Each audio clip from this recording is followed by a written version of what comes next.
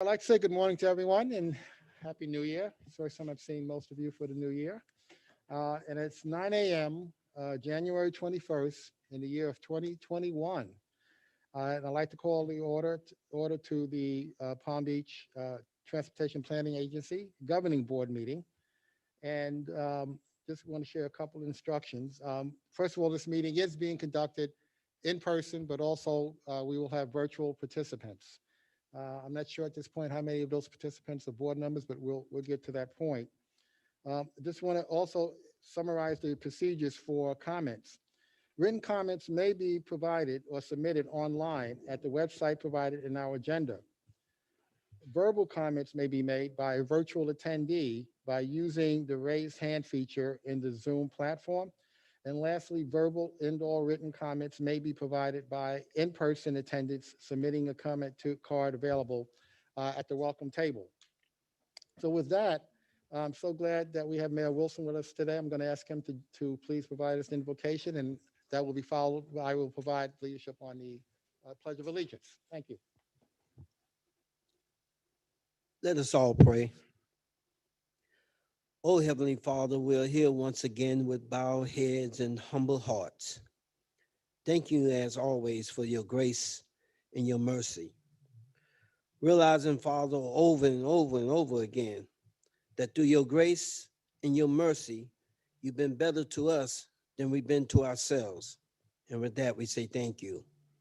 Thank you, Father, for not wanting to correct or sanitize our prayers to you, but more so your willingness to give us a clean heart instead. Oh, Father, we're so grateful that we can count on you to walk with us through the good, the bad, and the evil deeds of the world. We thank you, Father, for understanding our struggles and confronting us with your tender love and care. We turn to you today, Father, with all of your challenges and all of our challenges, both large and small. Give us the courage and ability in times like these to reach out to each other with an offer of friendship and love, knowing that love heals everything. And finally, Father, we say unto you, thank you for doing for us what we could never do for ourselves. We ask a special blessing for our chairperson today. You know his heart, as well as those who you have allowed to be assembled here today, realizing that we're no strangers to each other, just perhaps friends who have not yet met. We give you all the praises and the glory. Amen. Amen. I pledge allegiance to the flag of the United States of America and to the republic for which it stands, one nation, under God, indivisible, with liberty and justice for all. Thank you.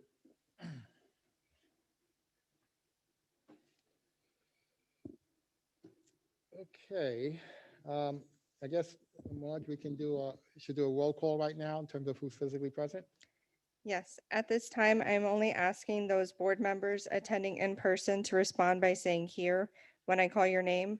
I want to remind you to unmute your microphones by pushing the button on the base prior to responding. Alternates, please state your name if you are attending on behalf of a TPA board representative. Joseph Anderson, Joni Brinkman, Alternate Doug Gunther here. Yep. and just a reminder, if you can bring the microphones closer, thank you. Joel Flores, Stephen Grant, Present. Jim Koretsky, Here. Douglas Lawson, Maria Marino, Melissa McKinley, Here. Michael Napoleon, Corey Nearing is excused, Joseph Paduzzi, Here. Shelley Petrolia, Fred Pinto, Here. Chelsea Reed, Here. Maria Sachs, Alternate Mac Bernard representing Maria Sachs. Scott Singer, Andy Thompson, Thankful to be here. Pam Triolo, Robert Weinroth, Here. Greg Weiss, Here. Steve Wilson. Here. We have a quorum, Mr. Chair. Okay, thank you very much. So we do have a quorum physically present now. Do we have members on the board who are attending virtually this morning? Yes, Mr. Chair. So I have Yes, to- I do have a script to read if you're ready. Yeah, please do. Okay. Okay, good. So, Mr. Chair, pursuant to state law, a quorum of the TPA board must be physically present at the advertised meeting site in order to conduct the meeting and take action as a body. However, the advertised meeting site, however, the Florida Attorney General has previously opined that so long as a quorum is physically present at the meeting site, additional members may participate remotely, provided that they have a significant circumstance that justifies their absence, with significant circumstance being reasonably determined by the physically present members. I have a few members that have provided a brief explanation of the significant circumstance preventing their in-person attendance. I will read the list so that the board may determine if these members will be admitted into the meeting as virtual participants. Please note that voting members approved to participate remotely will be enabled to participate in debate, and also that they must vote unless they have documented a conflict of interest on a particular item. And I will read them all, Mr. Chair, and then the members can take a vote. So the first one is for Commissioner Maria Marino.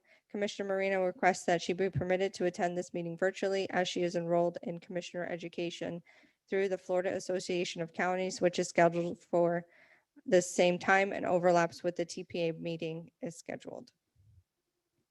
The next is for Mayor Scott Singer. He would like to attend this Thursday's meeting virtually for the reason of some health and family concerns that are also related to the COVID-19 epidemic. The next is from Councilman Napoleon. He is requesting to participate virtually at today's meeting due to the increased in COVID cases in Palm Beach County and the state. I also have Mayor Petrolia that is attending virtually, but I did not get an email from her with the significant circumstance. All right, are all of these members already online virtually? I need to double check. I believe so, yes. Okay. I guess my question is to members of the board that are here. Is there anyone here that has an objection to having these board members attend virtually and participate virtually? Mr. Chair, I would make a motion to approve the attendance by the members who have asked to be allowed to attend virtually. For a motion, Second. is there a second? Second. We have a motion and a second. All in favor? Aye. And no opposed? Okay, no opposed. So let the record show that, yes, all of the board members who are attending virtually have been accepted into the meeting.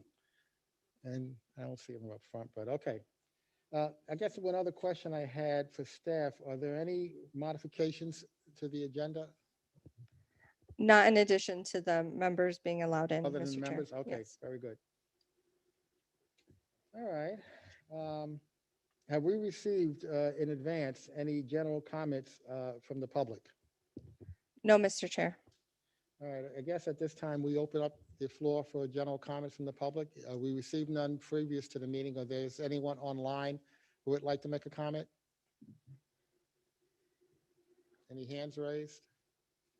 No, Mr. Chair. Is there anyone present here today who submitted a comment card that they'd like to make a public comment? These are general comments, all right? Seeing none, then we're closing the floor to general public comments. And we'll obviously accept comments relevant to agenda items going forward. All right, comments from us, starting with me on some of the things we may have done since our last meeting. I had the fortunate and honor of being able to provide some opening remarks to the Palm Beach County Mobility Summit that was held last week. I think many of you that are here did participate. I thought the discussion was interesting, and it was focused on our collective view, if you will, to invest in regionally connected transportation systems, along with locally supported first and last mile connections.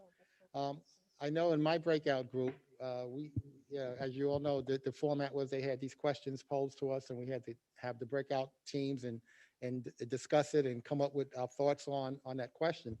It was very clear from the folks that I was involved with in the breakout group that a couple of key themes kept coming up. One was, we really need to think about how do we come up with a new funding source to do all of these wonderful things.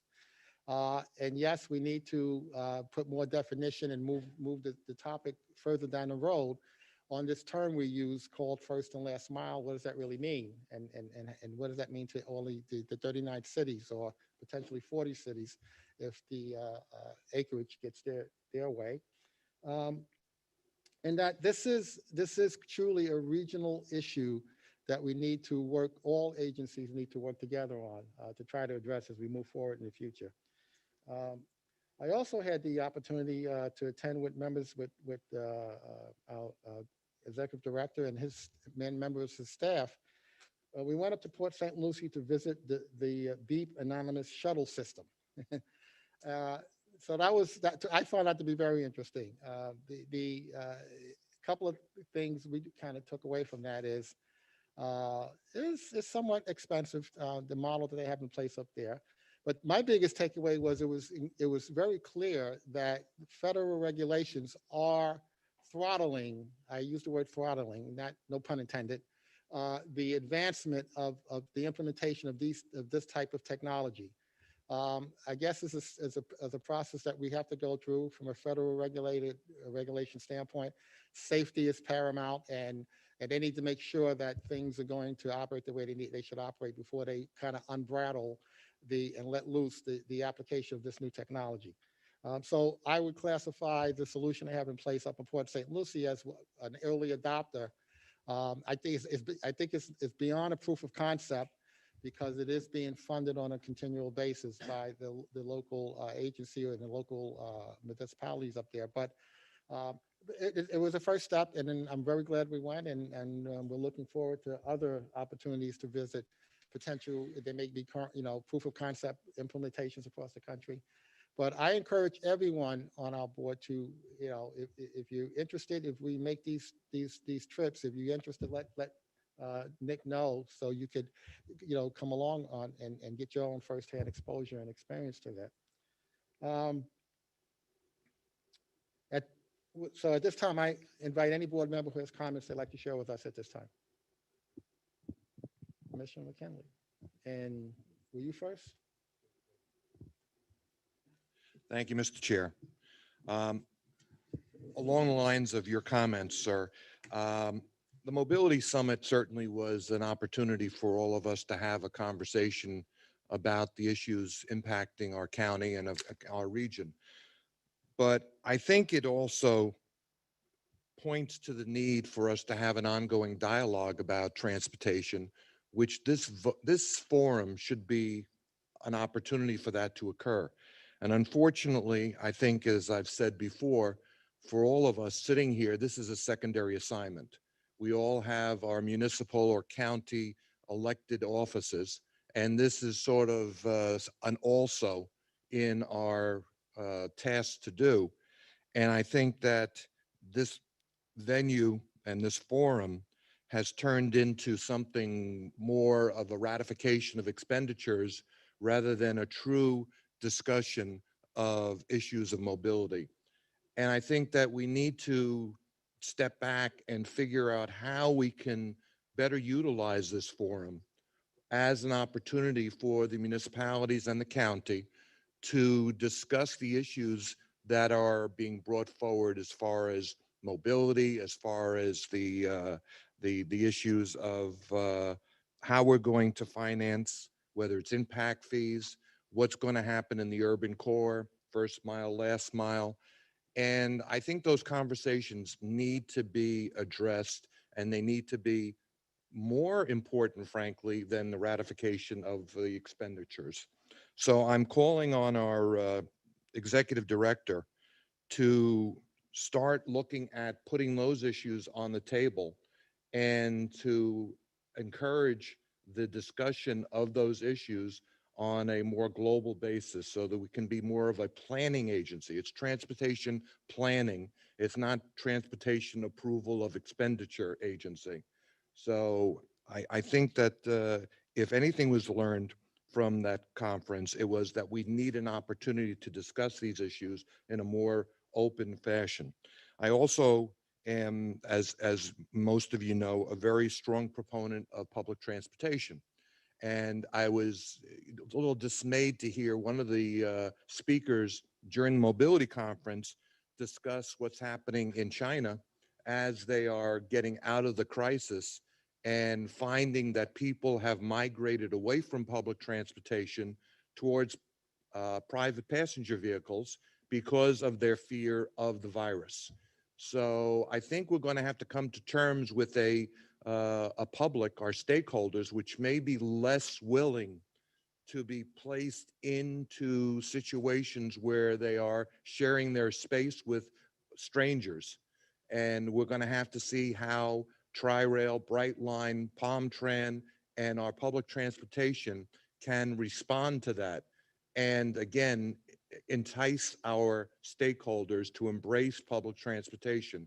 Because as my predecessor, Stephen Abrams, is often quoted as saying, you know, you get one car of the Tri-Rail, it takes, you know, hundreds of cars off of I-95. And we need to get our residents to embrace the idea of public transportation as they do in the Northeast. So I think we have a lot of challenges ahead of us. And I think that, again, this is a perfect forum for those challenges to be discussed. Thank you, Mr. Chair. First of all, I couldn't agree more with all of your comments and thoughts. And the, I think it's more than a challenge. I think it's really, we need to look upon this as our mission to provide leadership and strategy going forward in terms of addressing this move towards creating a far more robust public transportation offering for the citizens in our county. And with that in mind, I will assure you that we will be coming to you. I will be coming to you. The executive director will be coming to you with very specific points of discussion that we want to result in a resolution and a commitment and buy-in from this board as a whole to move forward on these issues. We need to make sure we've got our information and our ducks in a row before we come to you with that kind of request. But I'm pushing Nick. I'd like to get that done if possibly in this first quarter, or as soon as possible. I think it's a paramount urgency that for us to provide leadership as the transportation planning agency for this county, we're going to have to take real positions and work collaboratively with Palm Beach County commissioners and their staff to move forward some of the points that we've been talking about, so that we move from talking to action and actually moving forward. And either we're going to, as a board, we're going to get behind some of these concepts, or we're not. But we need to know where we really are in terms of getting beyond talking about it. So I agree completely with your point on that. Commissioner McKinley? Thank you, Mr. Chairman. It sure is nice to see a District 6 person sitting in the chair's role. And I want to thank you all for excusing Commissioner Marino as the president of the Florida Association of Counties. I love to see our members taking advantage of those educational opportunities. Just a couple of things. My new appointee, former fire rescue captain Rich Fazzolati, at the last meeting requested that staff look at the possibility of converting two-way stops to four-way stops in the Acreage community.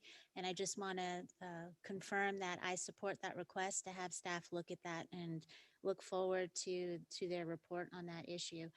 The second item, last week I had an opportunity. The U.S. Department of Agriculture and the Federal Department of Transportation unveiled a report about transporting agricultural goods on our rural roads and our highway system across the nation. Interesting statistic that our agricultural community moves $3.1 trillion worth of agricultural goods every single year on our highway system. You say trillion? 3.1 trillion. Wow. And right now with the tourism industry in Florida, which is normally our number one industry, of course, is taking a hit because of COVID. So our agricultural industry is the number one industry in Florida. So I continue to press the importance of making sure that our rural road infrastructure is in the best condition that it can possibly be in. So with that in mind, it would behoove this organization to extend, and I know it's a long shot, but to extend to the new administration that took office yesterday, and to also to incoming DOT Secretary Buttigieg, to invite them to Palm Beach County. I think what we have to offer in our county is pretty unique in terms of being in a large urban core, and the things that we could show off, like Brightline, like Tri-Rail, like our transit system, our trolley system, our impacts that we're trying to make on our bike trails and our walking trails, and those types of unique infrastructure, transportation, mobility infrastructure that we're trying to incorporate here. But we also have the ability to show the importance of our rural communities and the agricultural community and the need for that infrastructure to be brought up to current standards, which a lot of our roads out there are not right now.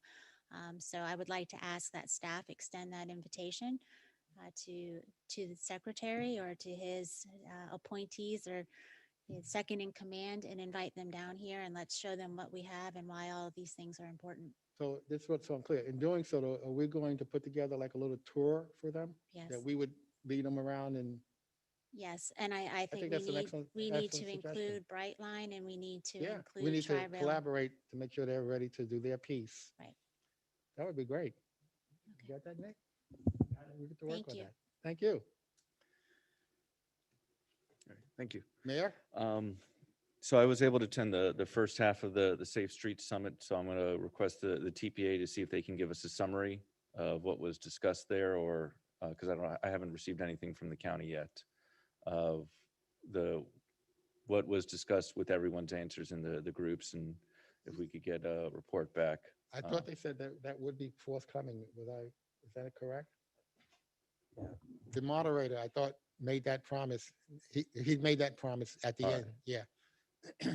So, okay, I wasn't there, so that's why No, I'm no, asking. but no. I yeah, good appreciate it. point. The There's next a lot of thing, information what I wanted flowing. to say was I was at a meeting with our new community leader of the year award for Boynton Beach. And one of the things that he said is that there needs to be more subsidization of the Palm Tran, in the sense is that there used to be $15 monthly passes that people were able to get at churches. This was probably before my time in Palm Beach County. But I was wondering to see what we can do as the board to help subsidize the public transportation. As Vice Mayor Weinroth stated, we need to do what we can as a board or elected officials to ride those mass transit options. I got my Tri-Rail card over this past year, and I don't believe it's able to be used on the Palm Tran system yet. And I want to know, when can we expect to be able to use the Tri-Rail card on the Palm Tran system and be able to use a credit card? I know that we have spent millions of dollars with Palm Tran, and I'd like to get another ETA when this was done, because I believe last year at this time we were supposed to be done It- already. It was presented that they initiated a project to do that. I And think it was last, I'd like to $15 echo earmarked for it, the so. county commissioner for District 6, McKinley. I was able to go to Canal Point. I wanted to take a road trip. And so we went to Palm Beach, road trip in Palm Beach County. So we went to Canal Point and Dupuy Management Area. And I agree with you that those roads need to be safer. There's no street lights. And so it's kind of like, can we even just put reflectors like they have on the highway to separate the HOV, the managed lanes, something that helps people driving at night, because there's not many signs, there's not many lights, and that's something that we need to make sure we're keeping our businesses safe with transporting the trillions of dollars worth of merchandise. Thank you. Thank you. Any other cards up? Yes. Mayor Wilson? Thank you, Mr. Chair. I would tell you guys, and thank you, Commissioner McKinley, who's been a champion for us in the Glades for years. I'm just happy to hear that you guys are coming out there. We've been crying about lights and the condition of the roads for almost 15 years. Now I'm finally people coming out there to see, well, wow. I mean, I left my house this morning around 6:30. We had a major accident this morning on that same road we're talking about. It took me an hour and 10 minutes. And it's on the agenda today. I'm hoping you guys understand, it's not 10 years from now, everything in here will have changed perhaps. And everybody know that people coming in Palm Beach County to live and raise their family. People coming here. And for us to sit here not to prepare the roadways and the highways with the expectation that yet we got to think outside the box. Northeast, I had the opportunity to grow up in the city of Boston, and I just say this: we're behind the times. We shouldn't be fighting about lights and continue talking about lights. And when we leave here, everybody say, "Yeah, let's do it." But no, rural community, 3.1 trillion tons of product that feed America, and yet we still kicking this can down the road. I'm hoping we expedite this request of the state road lighting of 80. I hope we do that. Take action today. Thank you. Thank you for your comments, Mayor. I think we will be getting an update on that initiative later on in the presentation. Anyone else here with their card up? No? Margie, we have anyone out there with their hand raised? No, we don't have any. Okay, so we'll move on then from comments from chair and member comment. At this time, we're going to get a report from our executive director. Thank you, Mr. Chair, and good morning, members of the TPA board. Thanks for being here in person and virtually. It's good to see all of you. Just a few items. First, I want to follow up on a couple of things that came up in the member comments. One clarification, last week was the county's mobility summit. It was a county-hosted summit, and they have, through their assistant county administrator, Patrick Rutter, committed to provide a summary of the discussion and the polling questions and the breakout groups and responses that were received. And that information will be distributed to the TPA board when it is posted to the county's Mobility Summit website. So I wanted to make sure that that was clear. The Safe Streets Summit, which is item 2 on my director's report, is actually next week. It's on Thursday afternoon next week and all day Friday next week. So if your calendar permits you to participate in that, it is going to be our first virtual summit. It's the 8th annual time that we've done this. It's a partnership between the Palm Beach TPA, the Broward MPO, and the Miami-Dade TPO, the 3 Southeast Florida MPOs, all working together to advocate for and advance a safer transportation network for Southeast Florida. So if you have the opportunity, please take it and register for that event. The website for registration is in the report. And by the way, your registration is complimentary. That's true for you as representatives. It's also true for any alternates on the TPA governing board. So make sure you share that information with your alternates if they can attend as well. Second thing I wanted to clarify was the fair interoperability and fair technology question. Palm Tran, to Mayor Grant, to your question, Palm Tran is actually going to be presenting information and a status update on that project at the County Commission workshop next Tuesday morning. That is a scheduled presentation item for next Tuesday morning. So I wanted to make the full TPA board aware that's something that we have provided a significant amount of funding toward Palm Tran to the advancement of fair technology and fair interoperability to allow for that barrier to using Palm Tran service to be lessened significantly so that people within the region can use different fair technology or fair payment methods to take advantage of our transit service. So we'll get that update next Tuesday, and we'll be happy to report that back to the TPA board as well. Okay, following up on the other 2 items on my director's report, item 1 is we want to remind all of the TPA elected officials that you have an opportunity to nominate 1 representative on our Citizens Advisory Committee. We do have targeted groups that we would like to have representation for on the Citizens Advisory Committee, and we have provided that information to each of you who don't have a current seated advisory committee member. We've provided all of that information to you, and I'm going to continue to encourage you to consider constituents within your area as potential representatives for our Citizens Advisory Committee. And just please let us know if you have a suggestion or a nomination. All we need from you to make that happen is an email to me or to Margie and copy me with the name of the person you're nominating and an attachment summarizing their credentials or their background so that the TPA board knows who that individual is that they would then be ratifying to serve in that capacity. So please do consider nominating a Citizens Advisory Committee member. Last thing I want to mention is not only is the Safe Streets Summit upcoming, but we also try to highlight national transportation conferences as an opportunity for you to engage in what's happening in other parts of the country and even in other parts of the world, especially now as we're operating virtually. Two of them in particular, the Autonomous Vehicle and Public Transportation Conference will be held virtually February 2nd and 3rd, and the National Association of Regional Councils conference is going to be held virtually February 8th through 12th.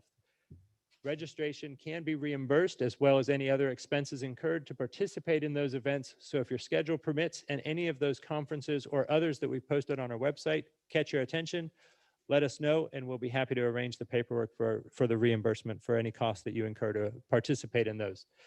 And Mr. Chair, it's a short one for me this morning, but thank you. That concludes my report. Okay, thank you. Okay. Any comments and questions for, yeah, please? Just one comment, Mr. Chair, on that National Association of Regional Councils. Just to make the board aware that legislation has been filed that would significantly weaken the Regional Planning Council process in the state of Florida. We should be keeping an eye on that legislation.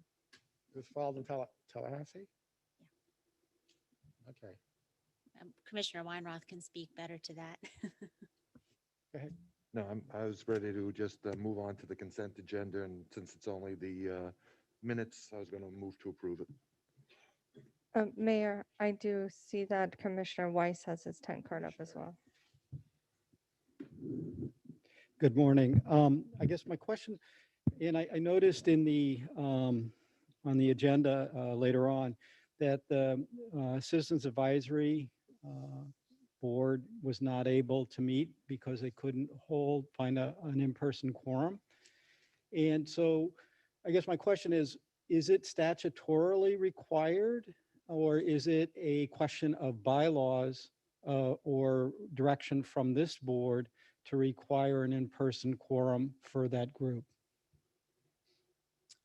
Paul, do you want to answer that? I feel more comfortable. It's not our bylaws. It's an interpretation of state law, but I would rather have Paul explain that and not put myself in the position of trying to understand that. Yes, there is a requirement that has been imposed by the Attorney General's office, and this goes all the way back to, I guess, probably the 1980s, that you have to have, unless there is an emergency situation, you have to have a quorum physically present at the meeting site. And you ask, well, is this part of the Sunshine Law? Where does this come from? Quite honestly, it's something that the Attorney General's office made up. There's no statute, there's no case law that supports it. And if you go back and try to figure out why they came up with this idea, what they were afraid of when they first started announcing this position is that if people were allowed to attend remotely at meetings, not be physically present, what you'd have is you'd have a meeting take place with nobody there. Everybody'd be attending. They'd be out on the golf course or whatever and just attending remotely. And that was honestly their concern. But the law as it stands now, according to the Attorney General, is that unless you have a state of emergency or unless it's authorized by statute, you have to have, for your meeting to be held, you have to have a quorum physically present. The people that would be, after you establish that physical presence, if somebody else is going to participate remotely, they can do so, but they have to have a quote unquote significant circumstance to justify their absence. And according to the Attorney General's office, at least in the few opinions that they've released, you know, it'd be like if you were in the hospital or something of that sort. I think it's probably fair to say that it'd be a little laxer like that. And I've actually ventured so far as to say that because of the COVID crisis, that probably is a significant circumstance. A lot of people just don't want to be in public meetings. I just think, and I just want to put on the record, I think it's improper. We have, we're experiencing a large uptick in cases, not only in Palm Beach County, but throughout the state and the country. We have a new or contagious strain of this virus. And to ask people as volunteers to put themselves and their lives at risk, to me, is asking too much. And I think it would be behoove this body to find a way to allow them to meet, whether that's to declare a, whatever some minimum standard of a quorum. But I know, for example, I know a number of municipalities have been able to find a way to meet. And so far, nobody has been called into or been, I guess, called or sued by the state. And I honestly, I just think we're asking people to do too much and to risk too much to participate. So I guess the question is, how do we address this? Well, I think there is, I think there is a way to address it, to be quite honest with you. You'll notice when I tried to provide my initial response that I noted that the Attorney General has opined that if there is a state of emergency, that furnishes a basis for remote attendance and not having a physical quorum present. And that is the basis that the governor used some months ago to allow all local governments around the state to meet without a physical quorum being present. And I would point out to you that at the current time, there is a state of emergency in effect in this state, declared by the governor with regard to COVID. So I think that's the way. I think that's the way into it to try to find some sort of relief. Now that state of emergency, I haven't looked at it lately, but it's not something that's ongoing for a year's time or something. It's when he approved it for roughly 60 days with the idea that he might renew the declared state of emergency, which I suspect, given the circumstances, he probably will. But that's the way into seeking relief to this thing. Vice Mayor? Okay. In addition to the state's state of emergency, the mayor has declared a state of emergency in the county. So I would say that we are in a position as a body here to give the Citizens Advisory the cover they need and to give the approval for them to continue to meet virtually until the state of emergency in Palm Beach County has been terminated. And so in light of this conversation, I would move that this body approve the meetings of the Citizens Advisory Committee during the state of emergency of Palm Beach County. Is that a motion? That's a motion. Do we have a second? We have a motion and a second. All in favor? Aye. Are there any opposed? There are no opposed. All right, so Marge, please make that the record show that. I'm sorry, Mayor. I was looking down and Councilman Napoleon raised his hand. I just want to make sure it wasn't in opposition. No, that was my vote in favor. Okay, thank you. Sorry. So we got everyone who. Yes, it was unanimous. Okay. All right, so Nick, you need any other guidance on getting that implemented? Mr. Chair, I know it's improper to clarify the content of a motion after it's been taken, but I do just want to make sure as the one who has to administer the decision that was just rendered, that the motion is to allow for the CAC meetings to be conducted with a virtual quorum during the State of emergency. ongoing declaration of a county County, and state of emergency. Not those, I just the said county. Just the county. Okay, Yeah, right. during the, as long as the county has a state of emergency, then this permission is extended to the CAC. Okay, thank you for that clarification. And our local council says that's okay. In my opinion, yes. Okay, that's, as long as we want to make sure we're not there. Any other comments on that? Please, I can't see you. Oh. Go ahead, that's all right. not liking me today. And would this apply to the TAC as well? I know it's a different group, but in all fairness, is it something we should I consider? don't, on the surface, I don't see why it wouldn't. Yeah, that's, well, I just want to make sure Fair that is we're being fair, right? equitable. Yeah, it's only about being equitable. So, but I don't think we've had any issues with a quorum in that group. So just wanted to make sure But, we but we certainly touch on wanna all bases so no one can get say an we option didn't for do them. everything. Yeah. Yes. We agree? Um, You want to comment on that? Mr. Chair, I would actually request if the board would like to extend a permission to all three of its advisory committees, the Bicycle Pedestrian Trailway Committee, the Technical Advisory Committee, and the Citizens Committee, that we do so by separate motion and vote, just because the first motion was pertaining only to the Citizens Okay. Committee. Paul, so we take a second motion? Yes. Okay. Can you repeat the motion that he just said? It's a new motion, and this motion would be to take the remaining advisory committees and give them the same ability to meet during the county's state of emergency as with a virtual quorum.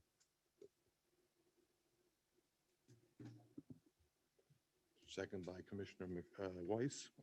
Hold on.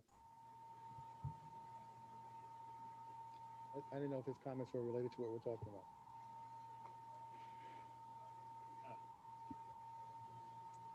No, Mr. Chair, the question came up. We have three advisory committees that report to this TPA governing board.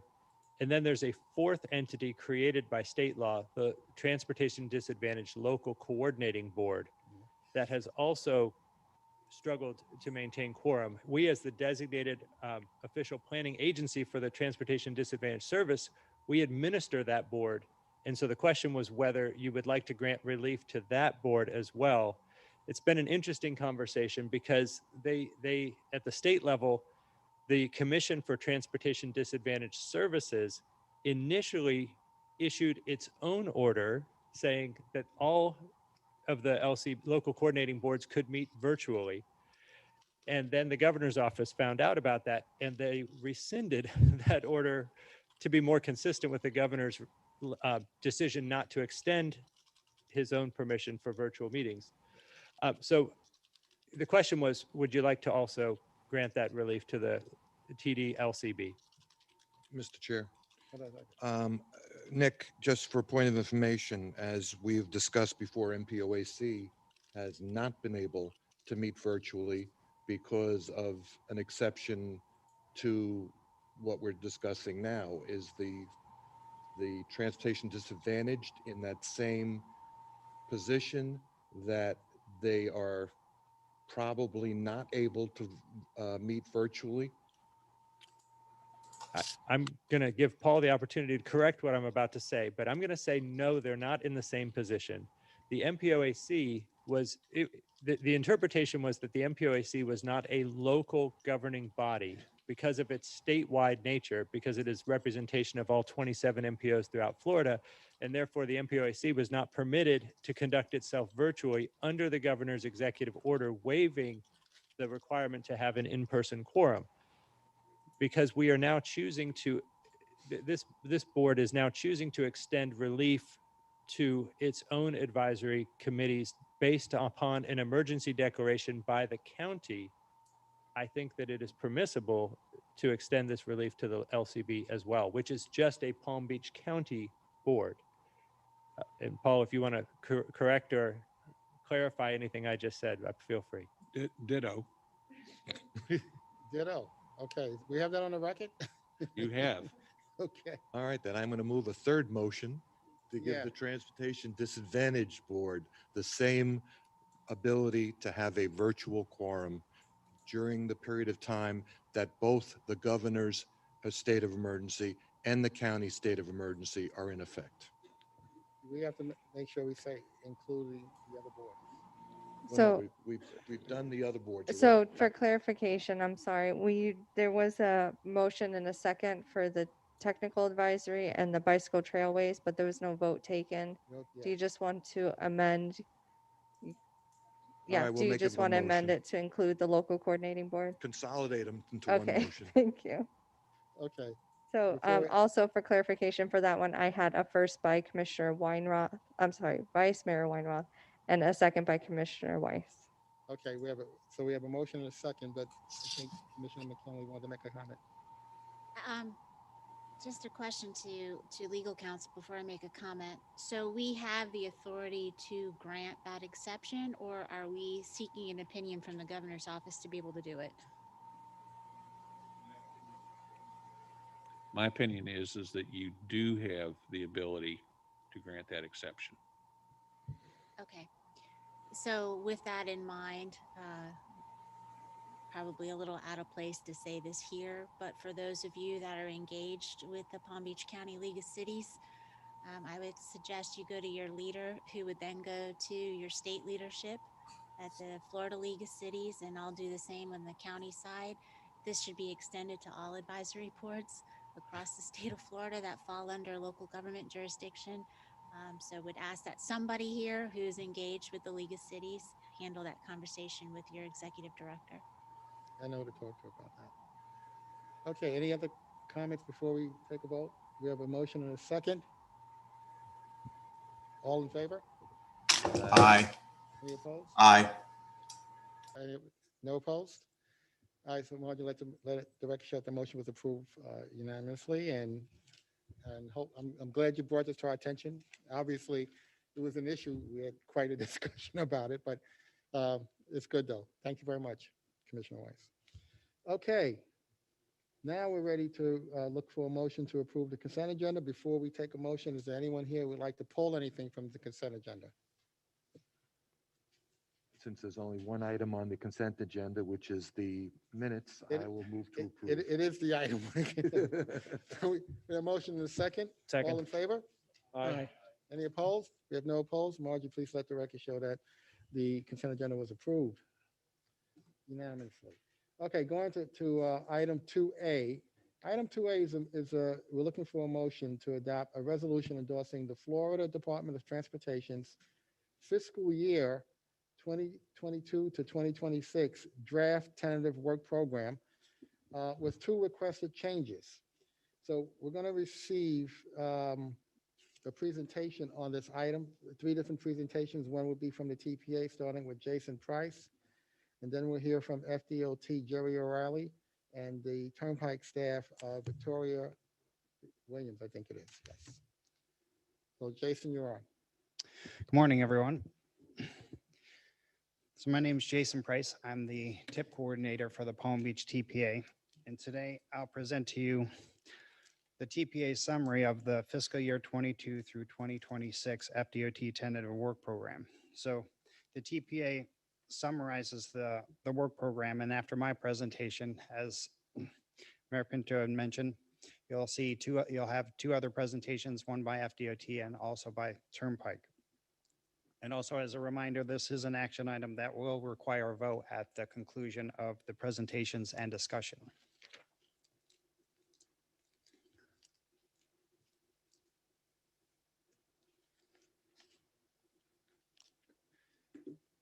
So just a review for the group and a reminder of the TPA mission, that is to collaboratively plan, prioritize, and fund the transportation system. And today we are here focused on the fund aspect of the transportation system by way of the draft tentative work program. And we are here discussing this draft tentative work program because it is part of the Florida state statute that the district work program shall be developed cooperatively with the TPA and include, to the maximum extent feasible, projects prioritized by the TPA. In addition, FDOT shall make a presentation to the TPA to determine the necessity to make any changes to the projects included in the draft tentative work program, as well as hear requests for new projects to be added, existing projects to be deleted from the work program.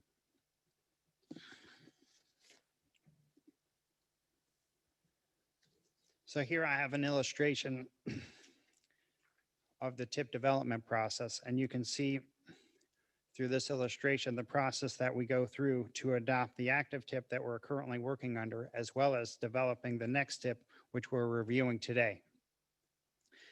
It starts with project development and the adoption of the list of priority projects that occurred in July 2020. And through that list of priority projects, that is then provided to FDOT to incorporate to the best of their ability and feasibility to program funding for the list of priority projects provided by the TPA. Those projects are then, as a result of this, are included in the draft tentative work program to the best of their ability. So today, what we'll be doing is reviewing the status of the TPA priority projects, the FDOT strategic intermodal system projects, as well as other projects of significance. One other illustration that I have here is a representation of the draft tentative work program as it is broken down by the sections listed in the Transportation Improvement Program and breaks down the funding by source for each of those sections. And you can see the lion's share of the draft tentative work program is made up of turnpike projects funded through turnpike revenues as well as SIS capacity projects. So there's three major sections that I'll highlight and go through, and that for the TPA, and those are the state road modifications, local initiatives, and transportation alternatives. The first is the state road modification projects, and those are projects that are derived from our long-range transportation plan, as well as smaller projects selected annually. This program has a 5-year target of about 134 million. And in the work program today, before you today, we see about 188 million programmed.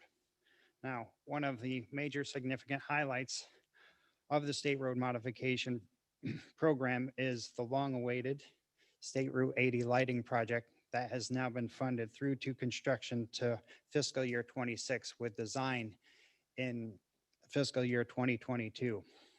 Now, as a result of this project being programmed, 13 million has been allocated in construction from the local initiatives grant program, reducing the total amount of funds available for local initiatives. And we'll see that impact later on in the slides forthcoming. There are other highlights that include US 1 from Palmetto Park to North Lake Boulevard transit shelters, which has added 5 million in construction funds for fiscal year 25. Along with 5 million in right-of-way for Atlantic Avenue widening along Lyons Road to Jog Road. And lastly, there's Palm Beach County and Boca Raton signal improvements. The design has been added in fiscal year 2026.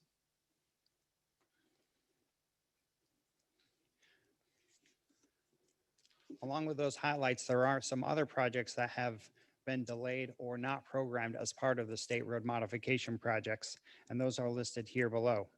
The first is the PD&E for Tri-Rail extension to Jupiter. That has been delayed to fiscal year 2023, along with Atlantic Avenue widening has been delayed to fiscal year 24 from State Route 7 to Lyons Road. And lastly, Lake Worth Road transit signal prioritization has not been funded.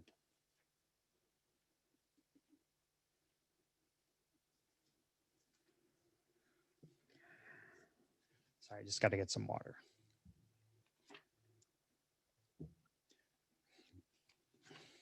The next program I'll go over is the Local Initiatives Grant Program administered by the TPA. This is a competitive grant program that has a target of approximately 100 million in federal and state funding.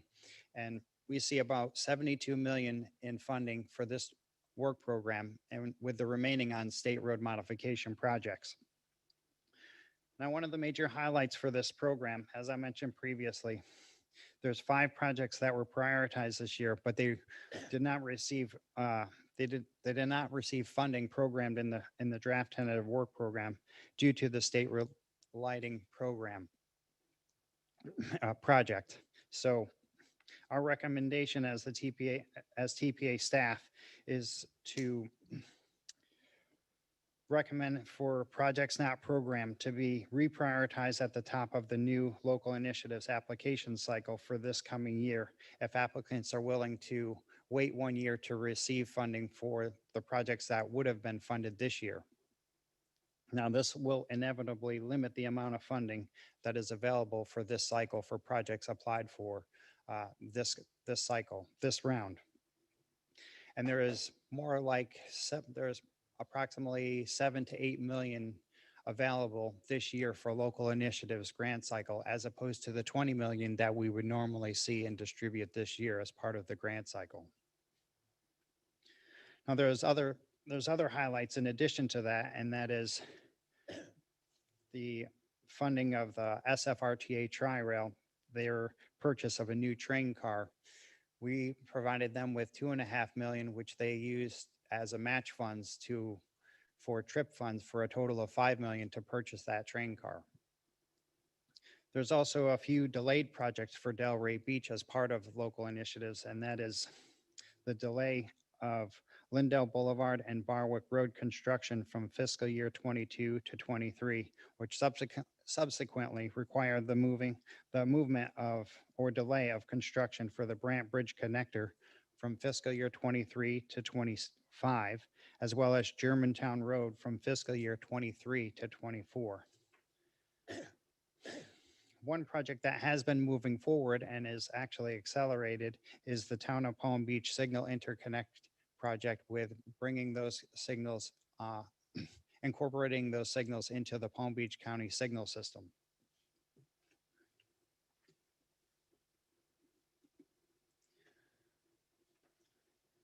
The next program is the Transportation Alternatives Program, which is similar to the Local Initiatives Grant Program in that it is administered by the TPA. It is an annual competitive grant program, but this has a 3-year target as opposed to a 5-year target, and offers about 9 million in federal and state funds. The work program shows about 11 million programmed for transportation alternatives, and has the 4 new projects that were incorporated into the draft tentative work program are funded fully through construction to fiscal year 24. And those projects are listed below. That is the ADA curb ramps and sidewalks in Lake Worth Beach, Kyoto Gardens Drive bike lanes and pathway in Palm Beach Gardens, Cherry Road shared use pathway in Westgate CRA, and lastly, Palm Trans sidewalk connections and ADA improvements at approximately 110 bus stops. This was partially funded, but the majority of funded was provided.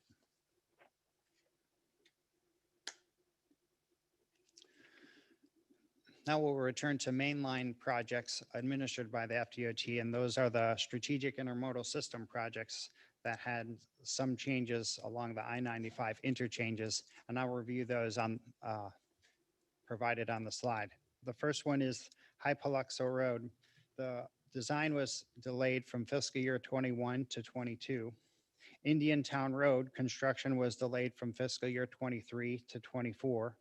Linton Boulevard construction was delayed from fiscal year 25 to fiscal year 26. North Lake Boulevard, 41 million was added to construction in fiscal year 26. And 45th Street added 13 million in construction in fiscal year 26. I just wanted to point out that fiscal year 26 is considered the new 5th year. And so that is the year that's being added as part of the draft tentative work program, and one of the main drivers of this.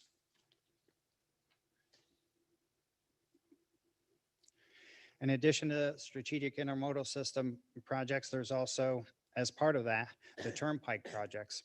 And you'll see a presentation after this from Victoria Williams on the turnpike, but I'll go over some of the widening projects. The first being the widening from 6 lanes to 8 lanes with an auxiliary lane from Palm Beach County line to north of Glades Road. The others are widening from 4 lanes to 8 lanes, and that begins at West Palm Beach Service Plaza to Southern Boulevard, continuing on from Southern Boulevard to north of Okeechobee Boulevard, and then onward from Okeechobee Boulevard to Beeline Highway.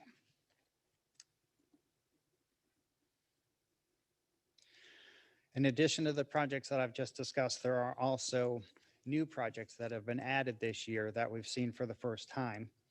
And those include 5 new safety projects included in the draft tentative work program with using federal safety funds. And if you recall last meeting in December with the board, there was an amendment to the TIP to add safety projects using federal safety funds.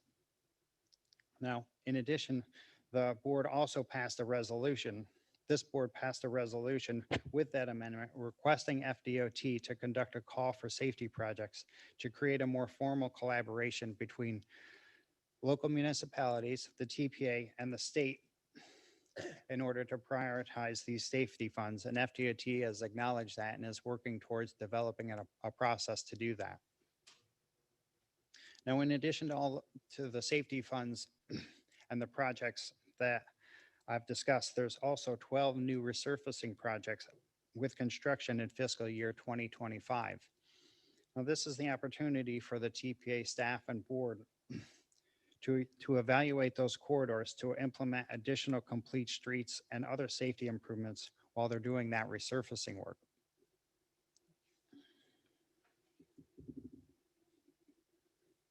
Now, I'd like to conclude this presentation with the addition of a resolution as part of the approval of the draft tentative work program.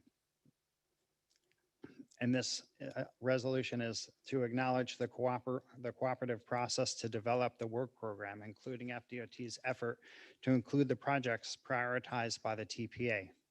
And so that is to endorse the work program with requested modifications to advance state road modification projects, including maintaining the PD&E for Tri-Rail extension to Jupiter in fiscal year 22 in order to quantify capital and operations costs, and also to fully fund right-of-way acquisition for Atlantic Avenue along Lyons Road to Jog Road.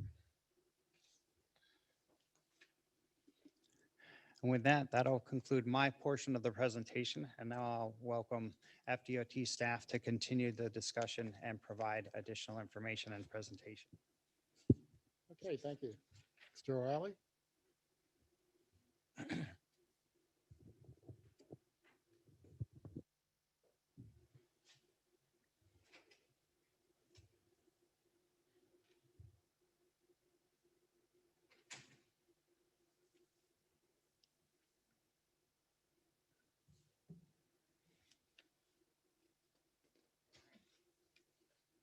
Thank you. We can give this a shot and see if you can hear me with the mask on. If you can't, I'll happily take it off. Can you hear me? How about that? Better. Well, I'm glad to be here. My name is Jerry O'Reilly, the District Secretary, District 4, DOT. This is the second meeting I've been at since March. So it's good to get out and see some folks. I'm in charge of the clicker. So that was an excellent presentation. I could probably just stop. But I did want to just give you an overview of what's going on in the DOT right now and talk a little bit about safety. It's a big topic, obviously. Talk a little bit about safety in the DOT. And I know it was mentioned, we're going to work closely with you to develop a program where we can prioritize both on-system and off-system state roads and non-state roads for the safety pot of money that's available too. So I'll mention that during the presentation as well. So I do want to talk about the last year and some of the things we saw with traffic revenue impacts, which have greatly impacted our program that has been presented here today. And Leslie after me will get into a little bit more detail. I want to talk about safety in the DOT and how we approach it in District 4. I just want to put up some pictures. You know, you are a planning agency and plan transportation for the whole area and ideally the region, you know, working with your counterparts to the south and the north. But, you know, you spend that time planning, it's nice to see what you've actually built as well. So I just want to show you some of the projects that are ongoing. And then we'll get into some of the details with Leslie on the program. So this slide shows you the traffic on I-95 between Okeechobee and Palm Beach Lakes. And you can see it kind of goes along around 250,000 vehicles a day. So that's a big number. And then falls off a cliff and gets back to somewhere around 200,000 a day, which is around 80%. And that's just one place on the interstate.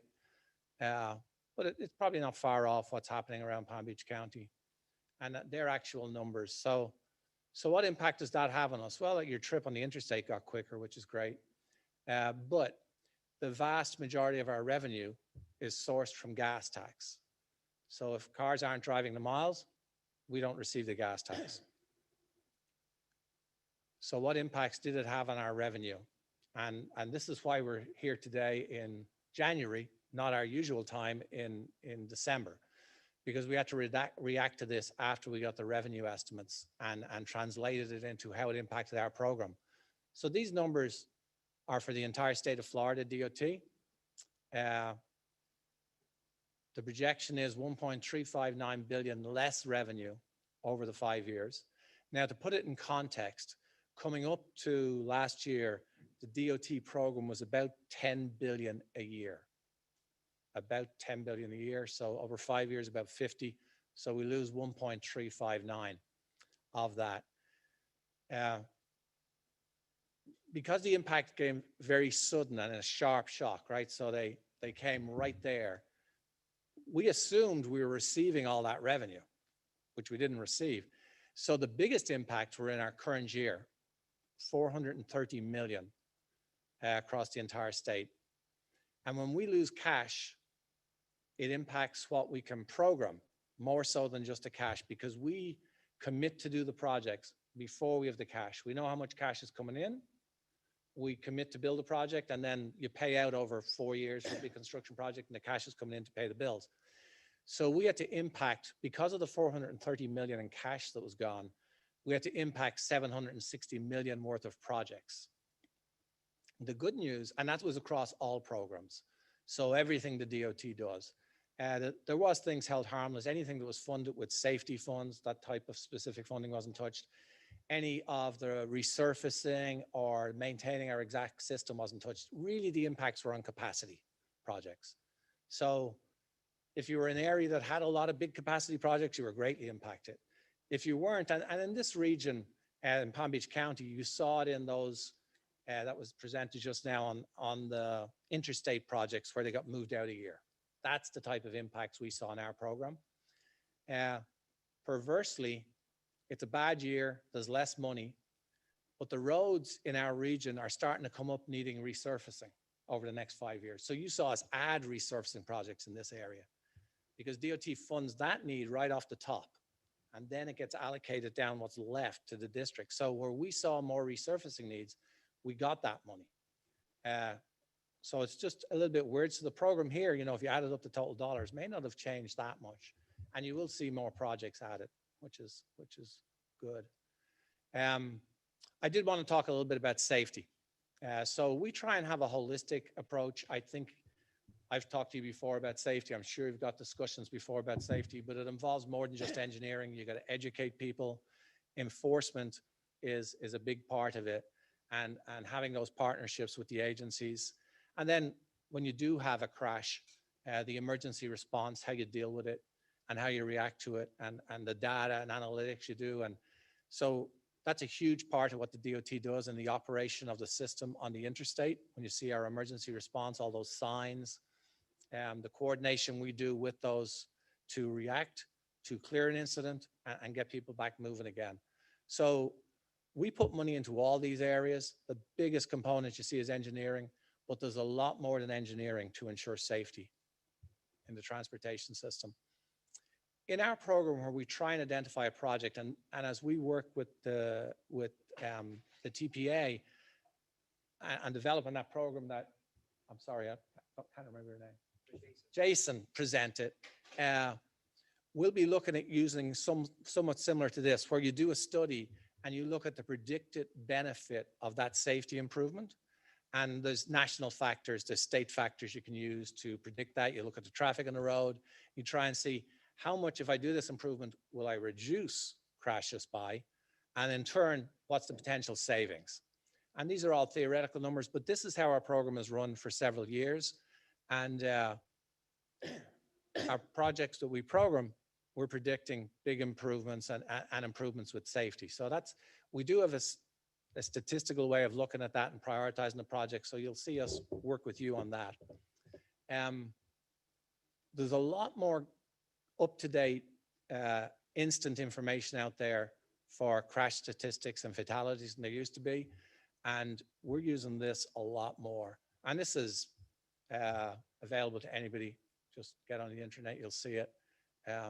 You don't see the actual crash forms. We get all those, but this is the statistics. So how are we doing? So this is statewide and District 4 on these 3-year charts. Statewide is the bigger number, the blue line at the top. The red line is District 4, which is Broward, Palm Beach, Martin, St. Lucie, Indian River. I think the key takeaways from this, from a big picture perspective, is trending down reasonably well statewide. When you look at Palm Beach County and St. Lucie County, so on the next page, I just wanted you to digest that a little bit. You'd love to see this line slope straight down to 0. What you don't want to see it do is go up. So here's the 5 counties in District 4. And, you know, by population, they pretty much line up. So the top blue line is Broward County. And you can see that line in total crashes for sure, it's taking a dip. But the total pedestrian and bike fatalities per county, you can see Palm Beach County isn't going the direction we would like to see it go. You know, you're doing sidewalk improvements, we're doing bike lane improvements.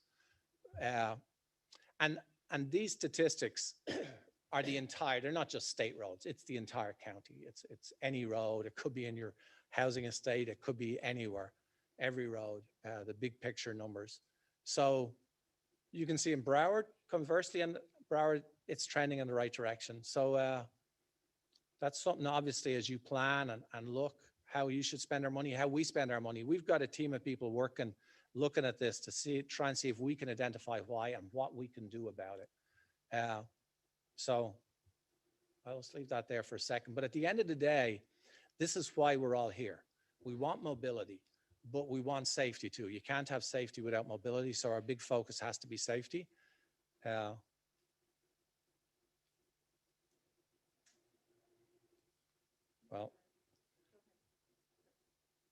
we're good. So a variety of tools. We do have a strategic highway safety plan, which is actually under review. We do this every 5 years. We're going to come out with a new one in the next several months. So at some stage, Nick, that might be appropriate. We come and present that at some meeting. You have time to get into a bit more detail and send the right safety experts to discuss it. We also have a very active community traffic safety program that focuses on the education, enforcement, and emergency response, and works with all the municipalities and the emergency services. Data analytics is getting much more important because with all the data we have now, you can start to home in where the issues were. This was much harder in the past. We can do it more real time now. And we're building more and more tools to be able to do this. Road safety audits. So you know, most of you, you're all elected officials. If you identify an issue to the DOT, we'll go back immediately. We can look at our records. Did we look at this area before? Did we do a study? If we didn't, and we see it as a problem, we'll identify and do a road safety audit, which is us sending out our experts, coupled with the local municipality, the police, and the parties who are involved. And we'll all stand out there. We'll bring statistics, we'll bring information, and talk about what are the best ways to address that specific issue. So yeah, we're doing a lot more in IT and in platforms to help us with this. And then, as was mentioned, when we do a resurfacing project, the main reason that's identified is that the pavement is in need of improvement. It could be cracking, it could be wearing down, whatever. But given that we go to an area to resurface it, that is an excellent opportunity to address anything in that corridor that may not be at the latest safety standards that could be improved. So as was mentioned, when those projects are being scoped, either now's the time, the DOT, the onus is on us to identify all those safety features. And if a local municipality has always looked at that road and said, you know, I've always wanted to replace that water main, but I didn't want to take on the case of digging the road and repaving it. If that can be done in conjunction with the DOT, it's a lot better. And then this is the chance to identify scope. If a local entity wants to add improvements to the project, you can add them to an ongoing project much better than just doing it by yourself. So they're identified in the program now. They're out 3 or 4 years. Now is the time to be looking at that, not 3 years from now when plans are finished. But anyway, that's one way we do it. We do a standalone safety projects where we use federal funds. They have to reach a certain threshold. You have to meet certain standards to be able to use the safety dollars. And that's a good method as well. So, you know, typically what you see and you're presented on today big projects where we're going to build something. We hire a contractor. It takes us 2 years to draw the plans, 3 years to draw the plans, buy the right of way, several months to get a contractor on board, and then they build it over 3 years. If we identify a safety issue, we can't go through that process. It doesn't make any sense. So we do have consultants basically on retainer where they would identify, draw the safety improvement. It could be in-house staff too. And we have contracts we do with contractors that has them give us prices for set things. So in this case, we identified an issue with pedestrians. We would have went out and did a safety audit with the locals, said, yes, this is an issue. How do we respond quickly? We draw it and we use those push button contracts, we call them, and they're in the program that you're seeing today, to respond quickly. And we have money in there to do that. That isn't one of those projects that says added 5 years from the end, like the other projects you saw added. So we can respond quick. You know, quickly is all a relative thing. If you want to put up a signal, the public's idea of quick, and mine would be do it tomorrow. But you can't dig a hole in the ground, put in a pole. There's 16 weeks to manufacture them. You have to find out where utilities are, maybe move them, adjust them. But anyway, quickly in the sense, it can be done in several months, not added to the 5th year of the program. So we have the ability to do that too. We don't have tens of millions of dollars sitting there just to do that, but we've set aside money to be able to do that. Education, you know, the PED Bike Safety Coalition, we work closely with your entity and several on trying to improve in those areas. And I think we can see from the statistics, we need a renewed focus on that for sure. And the community traffic safety team, we have a group. There are several grants that come out that are federal, that are state that can help law enforcement and help them enforce safety. So we have a team that works with them on that. So just in summary, it is a top priority for the DOT as it is for yourselves. We need a holistic approach. We can't just focus on the engineering. So I think you'll see in our new safety plan, there'll be more focus and more dollars to try and go towards education and enforcement and help with that side of the business too. A lot more use of data analytics.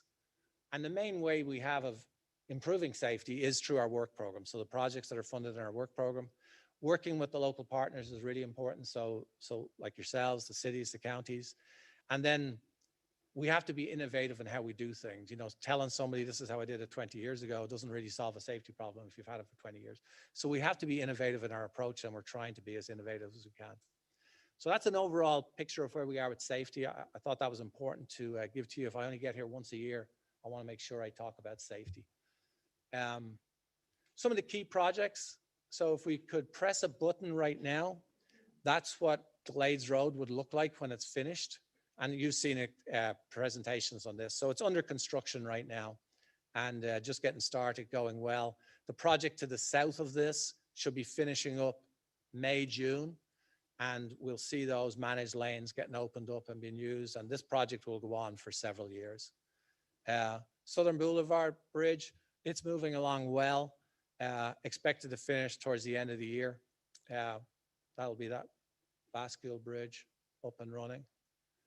State Road 80 widening is moving along. We've done a lot of improvements during that project as it went along, but widening from 4 to 6 lanes, expected to finish later this year. And then coming up, and you'll hear about it, the Jupiter Bridge replacement. So that's a really big project in the region and will have impacts, and there's a lot of work going to be going on that project when it starts. And the State Road 7 extension is back in the work program again and moving through the permitting process with construction, if everything goes well, expected to start later this year. STRIDE, this was an initiative, a safety initiative that the Secretary started and really felt we need to do more to reinforce railroad crossings and where they are, especially in urban areas where people have a tendency to maybe stop on them. So you can't, you stop on it, you'll never win in a car versus train issue, whatever vehicle you're driving. So you put these stripes down. Does this have a pointer? Yeah. The middle, or I don't want to press anything there.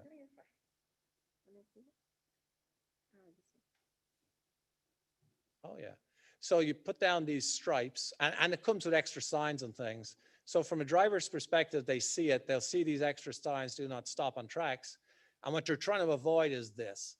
Now that vehicle wasn't stopped on the tracks. It was actually passing over when the picture was taken. But the idea being, do not stop there. The train cannot stop, and this is going in at all crossings throughout the state. It's a small improvement, but small incremental improvements will add up to really good, big improvements. So I'm going to turn it over to Leslie, who'll go through the actual program. And then Yeah. I'll be here. We can answer questions at the Yeah, end. can you hold on right now because I see several cards up, Okay, which yeah, means if you there's want some to ask questions questions out now, there. that's good too. And I'm not sure what the order was, Nick. We'll just, I'm going to start out with Mayor Pam. Go ahead. Thank you. Okay. Just one question. I've been here, and we've mentioned this numerous times, for 8 years now, maybe 9 years. We've been talking about the lighting out in the western communities, and we've voted, I thought, to accelerate that program. I heard an accelerated program for a signal program in Palm Beach. I've heard push button, whatever that we just heard, and then I see that the lighting program is 5 years out. In Yeah, I Belgrade. believe it's a $13 million project, and it's funded in the 5th year of the work program, and design will start next year. So one of the benefits of starting design next year is if it finishes, the design will take a year, probably a year and a half. If money becomes available, then it can be advanced. But we don't do $13 million push button contracts. We do $50,000 signs. We do $80,000 signs. Okay. Yeah. No, I was just wondering, is there anything temporarily that could be done until this So- project is completed from a safety standpoint? On the project, that construction project on the State Road 80 project, and we've studied this thing several times, we've talked about it multiple times. We're adding lighting at all the intersections. Okay. And lighting at the intersection going back. FP&L should start, and you'll start seeing them putting it in the next several months. So that's happening on that project. So on 80, at each intersection, the lighting will be on, and then the project that comes along will fill all that in between it. Okay. I watched that so carefully. I see my fellow mayor here to the left of me cringe every time he looks at 5 years. Thank you. You want to comment on it? Chair, if I could, I wanted to mention in response to Mayor Triola's comment and to Jerry's response, the design is coming up in fiscal 22. And one of the things that we've asked the DOT to do is part of the design is to identify the potential to bifurcate the project into smaller segments. That way, we don't have to find $13 million in order to accelerate portions of the street lighting into earlier years. As funding becomes available, if it's a smaller amount and we can do maybe the west piece and then the east piece or vice versa, we would try to do that in order to accelerate the dollars. The important thing is the funding is in the work program now. That has not been true previously. And now we can work on accelerating delivery of those streetlights. I believe Mayor Wilson, you want to comment? Same, you're good? Okay, all right. Okay, Commissioner McKinley, you're next. Thanks. I want to be cognizant and respect my cities. Mayor Flores is sitting ahead of me, and he had his tent up first, so when we go down the aisle, we'll let him go. Mr. Chair. Mayor Flores? So there's 3 points that I want to make. The first one is I'm a little concerned about the trajectory of the pedestrian and bike fatalities. I think that's something that, based on the comments that the chair made earlier today, I think that's something that we should probably address early on. And I think those discussions that we need to have, while it might have only been 53, we're on the wrong side of that trajectory. We're going up rather than declining. So I definitely want to make that a priority for the TPA moving forward. Last meeting, I mentioned 95 and repaving section between, especially on the northbound lane between Gateway and Forest Hill. I know that there were some permits, or Nick, I think you mentioned that they were going to be starting work on that. I still have not seen anything, but I see people on a daily basis swerving around these like crates that are on 95. I think that's when we talk about safety, that's highly unsafe when when people are rather swerve going 70, 80 miles an hour than to hit those patches. So what you mentioned earlier, it didn't seem like it covered the entire span of that resurfacing that's needed. What I've noticed is it's primarily between Gateway and Forest Hill that really needs that attention. And then on the presentation previously, it looked like Lake Worth Road transit signal prioritization was not funded. If somebody can expand on that and tell me not funded, what that means. When is it going to be funded, and when should we expect that to, what year should we expect that? You want to comment on that one specifically? I can touch on. So let me do the first and the third item, and then I'm going to turn it to DOT for a status on the resurfacing project, because I'm struggling to pull it up as we're talking. So the third item, Lake Worth Road transit signal prioritization. We have funded 2 corridors for transit signal prioritization already in the work program, Okeechobee Boulevard and US 1. The hope is that we will be able to, because of the county's integrated traffic signal management system, that we will be able to use the existing funding to basically deploy a transit signal prioritization system countywide, that it will be a minimal investment in infrastructure, in equipment, in a corridor by corridor basis, that the necessary equipment will be on the buses rather than in the signals and the signal cabinets, and that will centralize the system. So we won't need the funding for the Lake Worth Road corridor in order to implement signal prioritization on the Lake Worth Road corridor. We're working through the technical details of that, but basically that's our hope, that we can get the buses to tell the lights, I'm coming, I'm full, and I'm late. Please stay green for me or get back to green a little faster for me so that I can get through the intersections more efficiently to make our transit system operate at a higher level. That's our goal with that one. As far as number 1 goes, I do want to remind the board that every February we're obligated to recommit to our safety targets and one of the federal mandates is to recommit to the number of pedestrian and bicycle fatalities that you feel are acceptable in the coming year.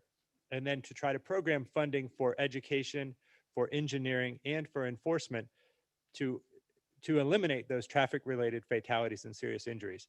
And so we are going to be presenting information in a more detailed way to you regarding the pedestrian and bicycle fatalities at the February TPA board meeting. That's going to be a more of a safety-focused meeting next month. And then Jerry, if you were able to find that, I think the section was north of Gateway, and we had thought there was a notice to proceed to be issued in the beginning of the month for a contractor. And I don't know if that's been issued, and maybe they just haven't gotten out in the field yet. Checking if it's issued. So we've got a contractor on board in January. Yeah. So it'll be starting soon. I'll get you a date before the end of the meeting. Okay. Thank you, Mr. Chairman. Jerry, the best thing about you is you make bad news sound good. So I share Mayor Triolo's frustration and Mayor Wilson's frustration about the street lighting on State Road 80. But I am optimistic hearing that there could be opportunities to accelerate that. And I hope that we continue to explore those opportunities as much as possible. Because by the time that right now it's planned for FY26, that will have been 12 years since I first got elected and worked with Mayor Wilson to bring up that issue. I know road projects take a long time, but that's a really long time. The couple of questions, the Atlantic Avenue widening from State Road 7 to Lyons Road, for the brief period of time that I sat on the MPOAC, that was a project that was highlighted as a farm to market road project. And if I recall, there was a different pot of money that was funding that. Are we losing that opportunity? I mean, I always thought it was a little bit of a stretch that it was farm to market, given the glades in our community, but it is in the ag reserve and there are a lot of growers around that region. I'm not aware of any farm to market pot of money in the state of Florida. Okay. Or anything. I know that project was a priority years ago. I'm going back years because we worked on it and then it got stopped and removed as a priority, right? And now it's back again. But there's no special pot. Yeah, there was a list of projects in that brief time I sat on the MPOAC that they highlighted those as Farm to Market Road projects, and that was one of them. Good morning, Leslie Weatherall, District 4 Program Management Administrator. Commissioner McKinley, I believe the legislature talked about it at one time, but it never got into statute for us to implement anything with respect to it. But you're right, because they were talking about it, you may have seen the list of potential projects that would meet that qualification if it had become in statute. Okay, thank you. I want to thank you for the State Road 80 widening. We've seen a couple of crashes there, and you've made some adjustments to your construction sites, and thank you for continuing to look at that.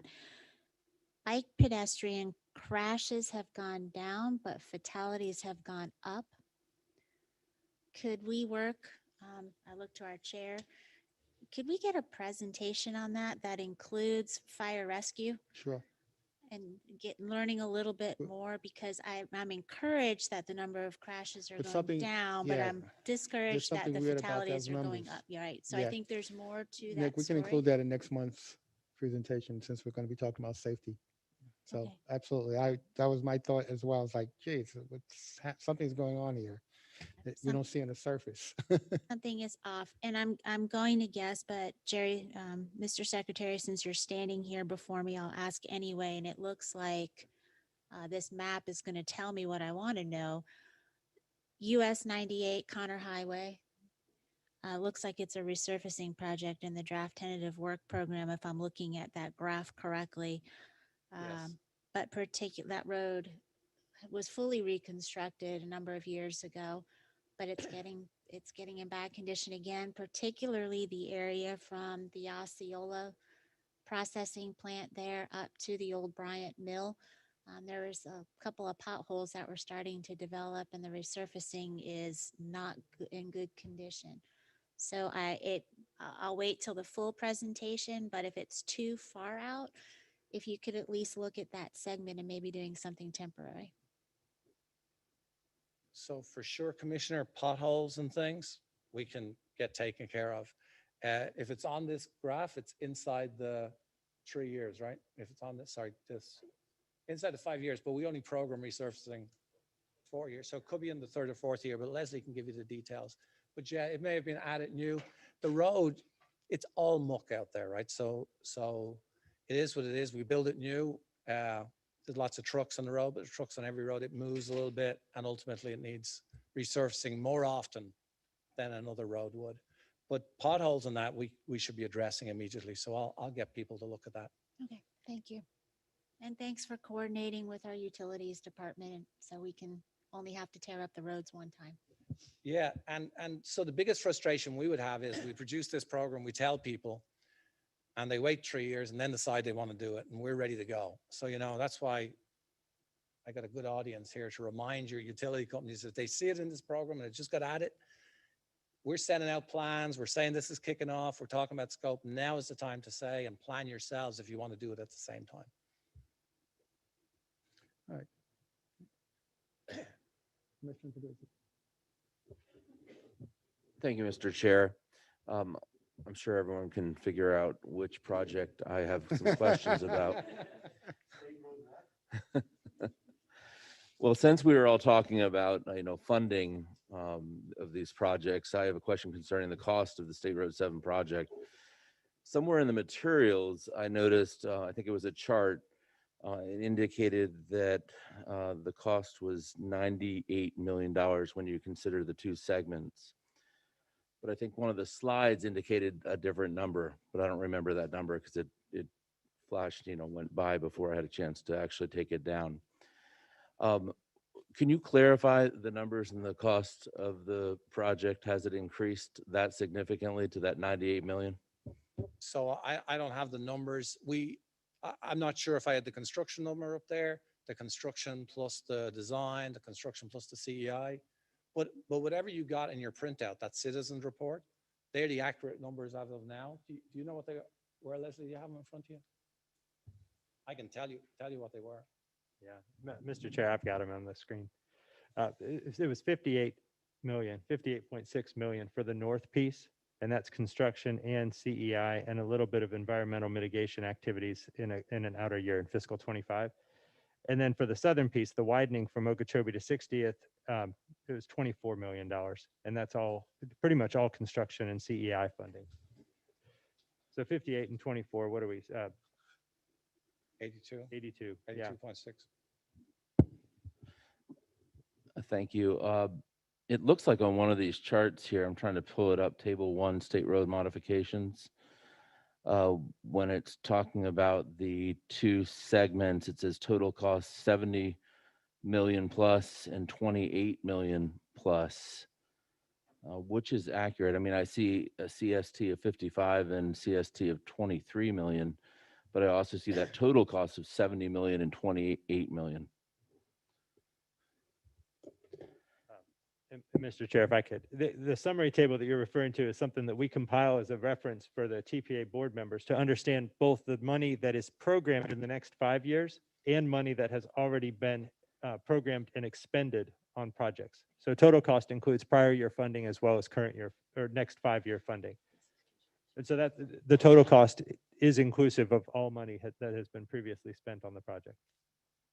Okay, but it is the total cost of the project is somewhere in the neighborhood of $98 million, which is very much closer to the number that the city has always said of 100+ million for this project. So I don't think it's relevant or I don't think it's appropriate to debate the potential challenges of a pending litigation matter at this particular board meeting.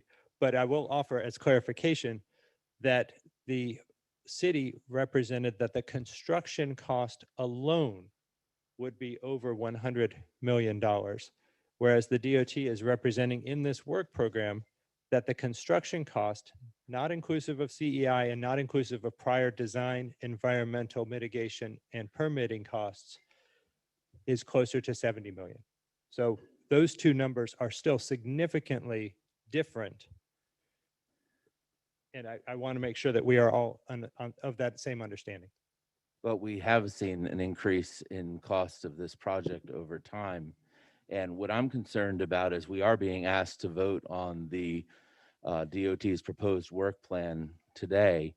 And it includes a project that potentially is at 98 million plus, which would not be consistent with the long-range transportation plan. And my understanding is that in order for that any of these work projects have to be consistent with the long-range transportation plan. And certainly a 98 million figure exceeds the original cost by more than 20%. So I think potentially that's a problem.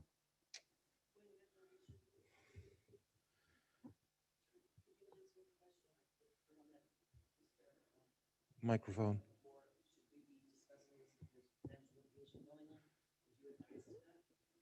I'd recommend that you don't.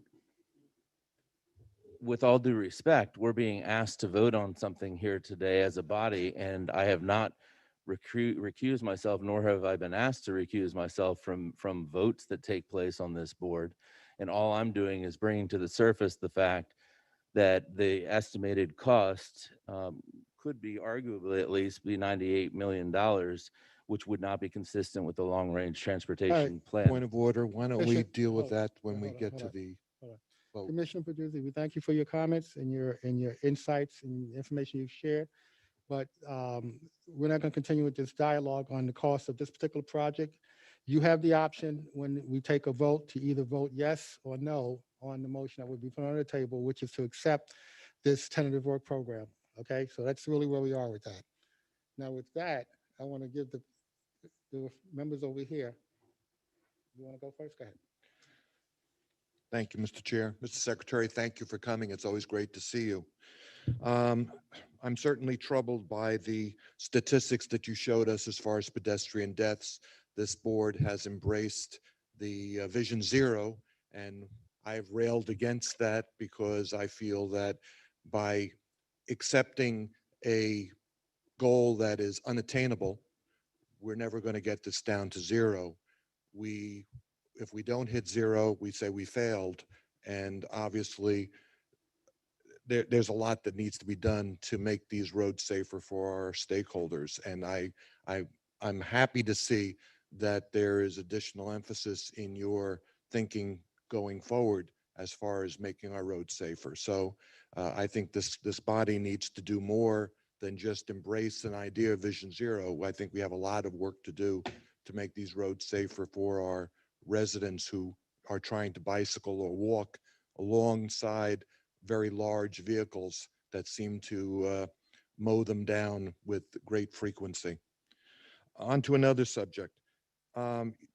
Obviously, the precipitous drop in revenues because of the pandemic really just accelerated what was already going on because of the move from gas-powered vehicles to electric and vehicles that are getting higher mileage. And I understand that you're more in the area of not setting a policy, but enforcing policy. But what is your thought as far as the long-range plan for funding our highways, given the drop in revenues, that gas taxes are not going to be the answer to the long-range plan for an infrastructure that's decaying and needs to continue to be built out?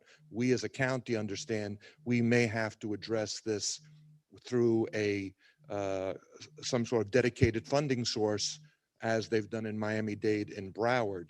But I think the feds also need to embrace a better funding source going forward. Do you have any idea where that's going? Yeah, I'd be happy to comment on that, Chair.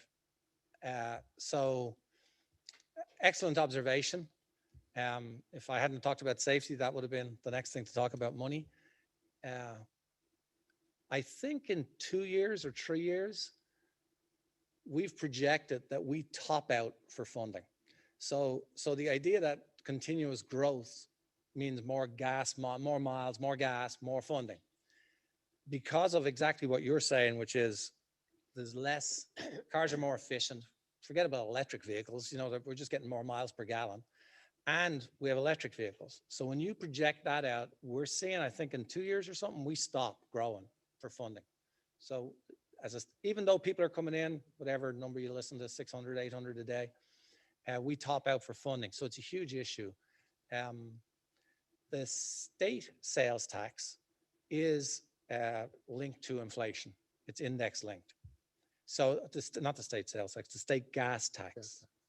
So that helps a little bit. The federal isn't. So when you buy a gallon of gas and you pay 18 point something cents and it goes to Washington, that's been the same number since the 80s. Well, somewhere around the 80s. The last federal bill, normally they do 6-year transportation bills. They couldn't because they couldn't be funded. So they did one that was 2 or 3 years, and now they've extended it a year. It's just filled in with general revenue. So they got this much gas tax, this much that they give the states. That gap is general revenue. So theirs is unsustainable too.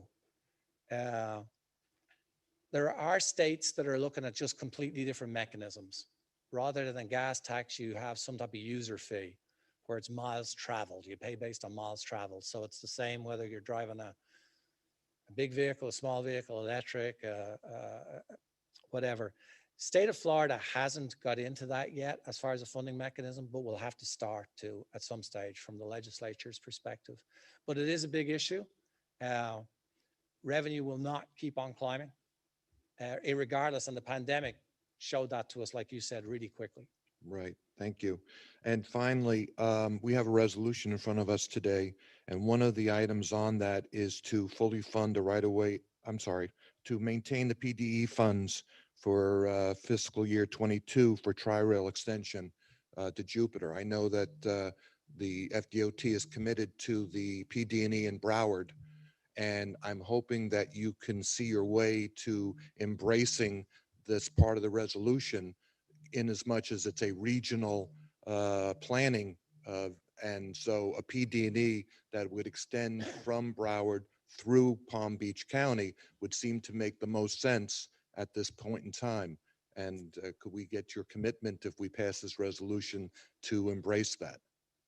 So the short answer would be no. The answer with the explanation would be, this project has advanced through all the stages it needs to. What it needs now is entities to step up and say they will pay the operating cost for the train and the cost and negotiations with the private entity who owns the rail corridor.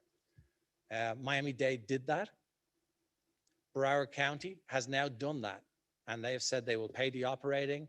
And then they asked us, would you please continue with the PD&E study? That made perfect sense. And I know this board and Nick has tried to advance that as best he can. Believe me, if Palm Beach County is ready to move to the next stage, that money won't be what's stopping you. It seems We'll like be a ready chicken to and help egg here. you as quickly as we can. All right. But I don't think that's the impediment you have what's in our work program. I think you need to decide if somebody in Palm Beach County is going to start paying for the operating fee and how you would take that on and how you would work that out. So that's the impediment. So you're lobbying for a dedicated funding source. Not at all. I think you as a county, need to do that long range planning like you spoke about earlier. What's our vision for 20 years from now? Right. And what do we need to do today to get to that vision? Thank you, Mr. Secretary. Okay. Councilman Kretzky. Two items. One, just to touch on the pedestrian bicycle fatalities, which certainly is an alarming curve. I know that on Indian Town Road in the town of Jupiter, it has always been designated as a hotspot. So that's an item that I know I've looked at for the entire time I've been on in public service as a council member. And I think Nick alluded to this, and I can't overemphasize because we're talking to you about infrastructure, but certainly education and enforcement is such a key piece. We've certainly found, and it has to be relentless and ongoing. I just want to point it out because, we have a hotspot and you have to keep managing it. That doesn't mean that there's not infrastructure, but I just wanted to make the pitch for what Nick said. I guess we'll be talking next meeting, right? Is that what I heard you say? And I know there's funding for local governments to do that, and that's helpful. And I think that's helped us to manage it and keep it down. And I'm more saying that to other, local governments, right? Is that it's not going to be done for you. Some of it we have to take in accountability for. And the second item I want to talk about is a project that's near and dear to my heart because I've been advocating for something to be done for 2 decades. It's so disappointing, Indian Town Road, the west section is at level of service F. At one time, it was the most overcrowded, overcapacity to a 6-lane road in the county, and it's not far from that today. If we had asked for a widening, which would have been, in my mind, cost prohibitive, we probably would have had that, but no. So we try to find a practical solution. We bundle, and we appreciate FDOT bundling with a northbound off-ramp project on 995 to creating auxiliary lanes north and westbound for, a couple of sections east of I-95. We step up, the town does, and fund it rather than wait. So we make the hard decision to come up with the funding for that project rather than wait forever to get something done. And then we've, in fact, already paid FDOT almost $2 million in project escrow fees. So to see the project slip, another time is just disappointing. And I'm just going to ask that you take into account the facts. I know, and you stated that, capacity projects have been deferred. This is not a normal capacity project, one where it's been tolerated for so long, one where the local government has stepped up and provided the money. You keep delaying it, it costs us more money. We've got money in escrow. So I do think there's some special circumstances to that. It shouldn't be thrown in the pot with all the other ones. And I just appeal for you, FDOT, to consider that realize what you have before us is a draft.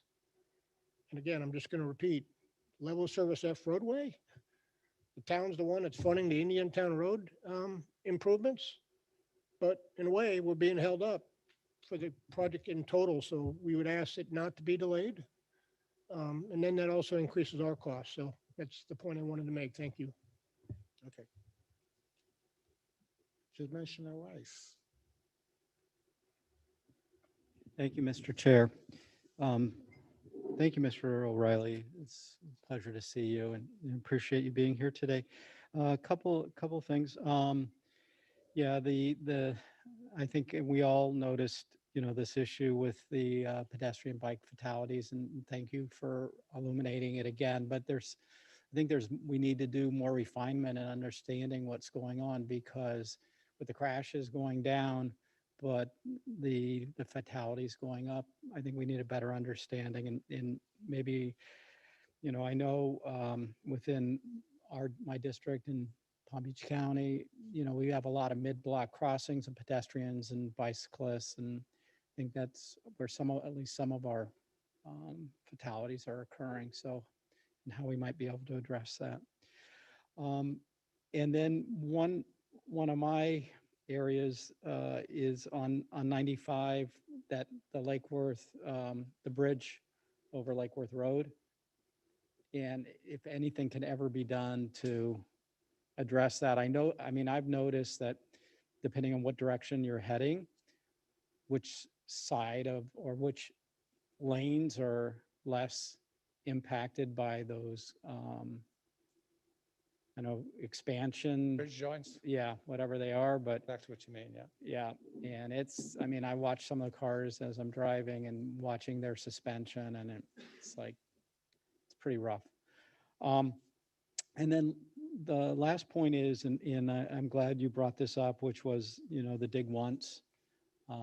And, how do we get, and for me, one of the things that I'm been really focused on, and I think as a group we are, is the fact that, getting broadband expanded into our communities, underserved communities, so that people don't have to drive. They can shop from home. They can have their medical appointments from home. They can go to school from home, and, keep people off the road unnecessarily, because they're able to access a lot of these services right from their own homes or their business, instead of having to get in their vehicles or bicycles or whatever they're going to do. And how do we further engage with our providers to make sure that they are taking advantage of this, and making sure that we are expanding, and then, adding into our rural areas where it's much more challenging, and, getting the connectivity out there. So. Yeah, engaging with them. They get our program. Do they look at it and have those thoughts go through their head, like you just said? I got to be honest. I don't know if they do or not. They're aware of it. I think you'd probably need more than just the DOT focusing on how they should expand. I don't have any great ideas on that, I'm afraid. For sure, our project is a vehicle if they're doing it, but likewise, they have utility poles they can span on too, which is cheaper than digging a hole usually. So I don't know if we're the impediment from that perspective. Thank you, Mr. Chair. Okay. Mayor Grant. Thank you again for coming here and giving us your time. The traffic engineering, I tell my residents it's a science of prediction, where we all know that you can't really 100% predict it. And one of the things about the engineers, it's unlike finance, where they tell you ahead in finance that past performance is not indicative of future results, where we understand 2019 traffic patterns really may not apply after COVID, but we assume like they are. And it's, I'd like to, I guess, the TPA to give us a little bit more understanding on traffic engineering in 2021 versus the past years and how that has changed. And And I do want to compliment FDOT for the great resurfacing job they did on Federal Highway in Boynton Beach. They definitely created new safety features for the bicyclist lanes. The green definitely catches the vehicle's eyes, and hopefully it slows them down a little bit. And so, you know, the questions that I have is kind of like the data. Do we actually have any data of pedestrian and bicyclist crashes on a shared use paths, or any fatalities from that? So we would know. I couldn't press a button on Yeah. on the internet to find it, but we study all the fatality reports and all those accidents reports, so we'd know it. But I think with what you've spoken about, it, if we work with Nick, our safety team is analyzing all that data right now. So Okay. when we've got that done, we can work with Nick, come back and give you a more in-detail presentation. It's just specifically Palm Beach County, specifically pedestrian bicycle. And I'll have the right people here that can get into that level of detail with you. And no, and I want to make sure that you heard my questions correctly. It's between a pedestrian and a bicyclist. So no automobile or vehicles involved. And See, you know, to see. only thing we get would be Yeah. if they file a report, a police Right. report. And so if there's no reports filed, then we have no. No, or Yeah. near misses, you wouldn't know. Yeah, exactly. And then I guess the other question for data would be by speed limit and safety feature. So it's kind of like, I know that in Woolbright, it's a 40-mile-per-hour road. What's the data for fatalities for 40-mile-per-hour roads versus 35 versus A1A, where I'm sure you have plenty of crashes, but the speed limit may be 25? So yeah, we'll get down to the level of detail by night, by day, by time of day, by number of bars in the area, Okay. you And know, by where it is geographically and that, so you can see if there's hot spots, right? Yeah, right, And and then that- try and find out why it's happening. And I appreciate that. And that's kind of it, is that we have to delve into that data to really understand what's the cause of it. And then the last is the statute that I learned here was 33.4.044, section 26, the 1.5% of any project to landscaping. You know, I understand that it's set by FDOT. I don't know if that's you for District 4, or is it set kind of by statewide in Tallahassee by the Maine secretary? So the legislature wrote the 1.5%. Each district is asked to meet 1.5%, but the report that would go to the legislature is a roll-up statewide.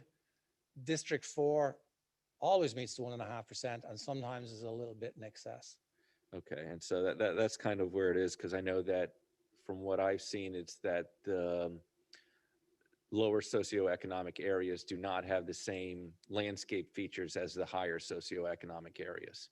And so I want to know if there's a course for FDOT to take a look at that, or to see if they're going to and make some changes for the future. Yeah. So I can answer that. Yeah. I mean, we will plant landscaping that we can maintain. We're funded to maintain Okay. very little, mow the grass 10 times a year. So you see a lot of communities who'll step up and say, if you install X, Y, and Z, I will commit to maintaining it. And that's how you end up seeing different landscaping in different areas. The elements that went in still met that 1.5%, but they were elements that were chosen that probably are a higher maintenance level. Okay. So I'll definitely get back with my municipality to see how we can create a resolution to say that we'll maintain it because we have the reclaimed water, and I think it would probably be easy. And the last is that does FDOT have a list of the nonprofit organizations for youth employment opportunities that they use under that statute? In regard to landscaping? That's what it says. Well, I definitely don't have it here. Yeah. I'll have to look that up and we'll get back to you. And so if the answer is no, that's fine. I just want to know who we got as the nonprofit organization. The statute says may. I'll check. We have, you know, a landscaping section in our Tallahassee that coordinates the entire way, and we have a landscaping architects here in the district. So I'll check with them to research that, and we'll get an answer back to. All right. Thank you so much. Councilmember Reed. Hi, Mr. O'Reilly. I'm Chelsea Reed from the City of Palm Beach Gardens. How are you? Very good, thank you. Thanks for Nice to coming meet here today. I would like to just speak briefly on project number 413265, which is in my hometown, State Road 9, I-95 at PGA and Central. I'm glad you guys are just talking about landscaping because that's kind of what it's about. We're encouraging better mitigation of a buffer on the noise barrier that's being put in and the removal, the taking out of an entire mature tree canopy in that area, which will still provide some sound barrier. And we are in the city more than willing to work with you guys to keep it there as you go forward with the project. So please keep us in mind. We'd really, really like to keep that. It's in the, that's in the. Yeah, I think there's been some discussions with that, but we'll get back to you specifically and talk about what can be done. Thank you. We're happy to collaborate. Okay. And one last one? Yes. All right, Bear Wilson. Thank you, Mr. Chair. Mr. Riley, thank you for your service, you and your staff. As it relates to transportation needs. I understand, everybody, that maybe we're looking at 3 to 5 years for the State Road 80 lighting project. I get it, and I understand. I'm not waving a flag, but I understand. So under your push button safety funding, is there a possibility that we could have roadside emergency call boxes periodically on that 20-mile stretch? We're talking about 5 years for the lighting go up. Is that a possibility that you have funding for that? Emergency call boxes. So if a stranded motorist?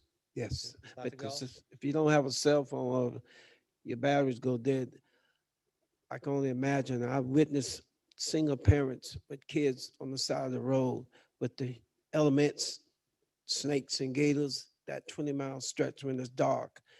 They just need to have opportunity at least to have emergency where they can call somebody for help. Yeah, I mean, so I don't think we've installed any motorists, you know, those phones like you would see on the interstate, like Right. you used to see. In fact, they've mostly got removed because they weren't maintained, they weren't being used. I would have to look into that and get back to you on what would be involved in that. But I'm not aware of the DOT having any programs in relation to that. John? No. I'm not aware of any. All right, thank you. Okay. Any further questions from members on the board? Well, Jerry, I think this is clear. I think you are part of the board as an advisory member. Is that correct? And My name is down there, yeah. And as such, you can really attend every meeting. I can for sure, but I have 5 MPOs and that'd be. I think you a can lot of see me- by the interest and level of questions that we have been raised, it would be perhaps a good thing if you can come more often in attendance. And certainly Nick is taking comments and writing notes as follow-up information. And there's information clearly around the safety that we want to make sure we incorporate in our next meeting. But we invite you to please come as often as possible. That way we'll have less questions because you'll be here more often. Yeah, when we come back with a bigger picture safety, delve into the numbers and everything, I will be here with them. All right, thank you very much.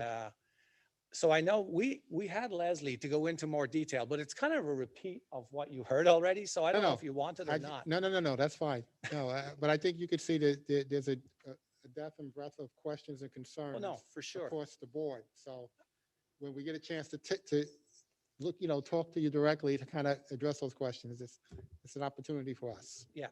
Okay, thank you. Definitely. I think we still have one more presentation, and that will be from the Turnpike. Victoria? Yes, sir. Thank you, Chair. This is Victoria Williams. Oh, you're I'm, remote. Okay, I'm looking around the room for you. oh, okay. Got my screen up when they're ready. Okay, please proceed. Thank you, sir. I'll be brief. I'm trying to highlight some information for the Florida's Turnpike. I am the liaison for the Turnpike to the TPA. And we did include a summary of the Turnpike's major projects in the agenda. It's got a full write-up on a summary of our major projects that have construction funded in the next 5 years. The funding for Turnpike projects is derived from toll revenue primarily. And the District 4 area, as you know, includes 5 counties. We're looking at $1.7 billion that Turnpike is able to plan into the next 5 years for improvements to the facility. Palm Beach County is going to receive over 727 million of that. Again, the details are in the agenda packet, and any questions at the end if my summary is too much of an overview. We do have a map that might be easy to take a look at graphically and see, starting from the bottom of Palm Beach County at the line with Broward County. There's a TSM&O project, which is adding auxiliary lanes, 1 lane in each direction, going from 4 to 6 lanes to increase efficiency there at Palm Beach County line all the way up to just north of Glades Road. We then have 4 different interchanges that we're going to have significant work done in the next 5 years. We're designing it now, and that's at Boynton Beach Boulevard. We're going to do some roadway improvements at that interchange. Because of all electronic tolling, where the points for that toll gantry are being moved, we no longer have pinch points at the interchanges. We're trying to enhance operations, make things flow better for safety and more efficient operations. We've got a project at the Service Plaza in West Palm. We've heard a lot about freight movement and trucks that need a lot more parking. So we are enhancing that Service Plaza to increase parking there for not only trucks, but vehicles as well. And if we can go north in the county, further north, we're working, as you probably know, to finish up on some construction near Lake Worth Road. It's a very congested corridor, but it's being enhanced by construction that's ongoing now. So just like Jason Price told you, we have these designs in process to widen from 4 to 8 lanes, starting at that Service Plaza and going north. And we have bifurcated into different segments because of these interchange improvements. I'll just highlight Jog Road. It's currently not accessible from all directions, but we do plan to design it so that you can come and go freely as a normal interchange on the turnpike. Going north, we're doing a partnership project with District 4, they're widening Beeline Highway. State Road 710 and the turnpike has funded to cover the cost of the bridge that's going to go over turnpike's anticipated future widening. And the final northern part of the county, we see a resurfacing for safety as well that's going to occur in the extreme north up to the county line. I'd like to briefly mention that Indiantown Road has been on the radar as a crossover point for a lot of traffic that will migrate north and south between I-95 and the turnpike. So to address that, our design team looked at the features that exist in that area. So the relief of that interchange, Indiantown Road, we did a PD&E study. It went from there to Fort Pierce. And what has come out of that PD&E study is that we're looking at a partnership project again with District to create a crossover, a direct connect that won't be an interchange per se, but because of some beautiful features, the Loxahatchee River, Jonathan Dickinson State Park, and on up there at the Okeechobee Waterway, some very large structures, bridges. We're having to make this happen in Martin County, but I thought it would be of interest to residents in Palm Beach County, as it is intended to relieve that crossover at Indiantown Road. So the design is funded fiscal year 21. So they're in process. If you want more details about that study, ongoing PD&E study, treasurecoastturnpike.com is a great access point to get a lot more details about the review of that. If there are any other questions as we go further into the meeting, I'd be happy to answer them. Thank you for your time. Thank you, Victoria. I'm looking around. I don't see any cards up at this time. Do we have any questions right. from the public that have been submitted in advance or Yes, currently have Mr. their Chair, hands I do raised? have one public comment that was submitted prior. Sorry, just bear with me while I bring it up. So the public comment is from Kevin Cairo, a Boynton Beach resident in opposition of this item. His comment is there should be no projects that still place unprotected bike lanes, especially on the roads with speed limits above 30 miles per hour. There are at least 6 projects which add designated or buffered lanes on 35 miles per hour or faster roads. Paint does very little to shield from distracted drivers, and collision fatalities increase dramatically above 30 miles per hour. People need to be able to use our bicycle infrastructure safely, regardless of their skill or fitness level. More importantly, we know empirically that most people will not bicycle unless they feel safe. Why are we spending any taxpayer money building inadequate infrastructure? We need more curb level dedicated or shared use paths, not paint on the shoulder. And he included project specific numbers for designated or buffered bike lane projects on 35+ mile per hour roads, as well as project numbers for other designated or buffered bike lane projects. Okay. Do we have any other advanced comments that were sent? No, Mr. Chair, and I don't have any virtual comments. No virtual, no one has their hand raised? No, Mr. Chair. Is there anyone present that has a public comment? Have not submitted a comment card? All right, seeing none, I'm closing this agenda item to public comments, and open up any further comments from members on the board. If there are no further comments from members on the board, then at this time, I'd like to look for a motion to adopt resolution endorsing the FDOT's fiscal year 2022 to 2026 draft tentative work program with 2 requested changes, which already all have been presented to us. There was a question? I'm sorry, go ahead. I was asking that we make that motion. I was Okay. making the motion myself. Well, I would like to have, I want to make a motion, but it will also include the request for FDOT to take another look at the Indian Town Road project that I spoke of in light of the facts that I said. We look at that schedule as a third ask. Can we modify the motion to include that request? It has been made, has it? Okay. So All I right, was making that motion. All right, so you're making that motion? Yes. Repeat the motion again, then?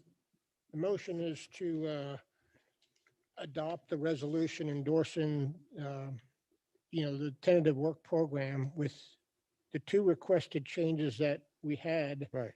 And an additional requested change that FDOT reconsider Reconsider, the okay. schedule slippage on the Okay. Indian Town Road project in light of the facts that I had indicated. All right, we have a motion. Is there a second? We have a second. Okay. I'm sorry, Chair, for the record, who was the second? Okay, Vice Mayor Weinroth, thank you. Yes. All right, so can we take roll call on that vote? Yes, Mr. Chair, I'm sorry. And I will ask, as a reminder to members to unmute themselves, those that are attending virtually, if you can also unmute yourself, and my staff will assist you if you have any problems. So I have Joseph Anderson is absent, Douglas Gunther, Yes. Joel Flores, Yes. Stephen Grant, Jim Koretsky, Yes. Douglas Lawson, I show as absent, Maria Marino, Melissa McKinley, Yes. Michael Napoleon, Yes. Corey Nearing is absent, Joseph Paduzzi, No. Shelley Petrolia, Yes. Fred Pinto, Yes. Chelsea Reed, Yes. Commissioner Bernard for Commissioner Sacks, Yes. Oh, I'm sorry. Mayor Singer, Yes. Andy Thompson, Yes. Pam Triolo, Yes. Robert Weinroth, Yes. Greg Weiss, Based on the alignment of State Road 7 through Grassy Waters, I vote no. Steve Wilson, Yes. and I did have that Maria Marino did rejoin the meeting. So Commissioner Marino, if you can unmute and provide us with your verbal vote, please. Yeah, no, I've been on the meeting. Sorry. Yes, my vote is yes. Okay, thank you. So the motion passes, Mayor Pinto, with opposition from Commissioner Nearing and Commissioner Weiss. Okay, I'm sorry, Commissioner Paduzzi and Commissioner Weiss. Sorry, I'm Okay. used to saying that name too. okay. All right, our next item on the agenda then is item 3A, which is an update from partner agencies. Do we have any updates today?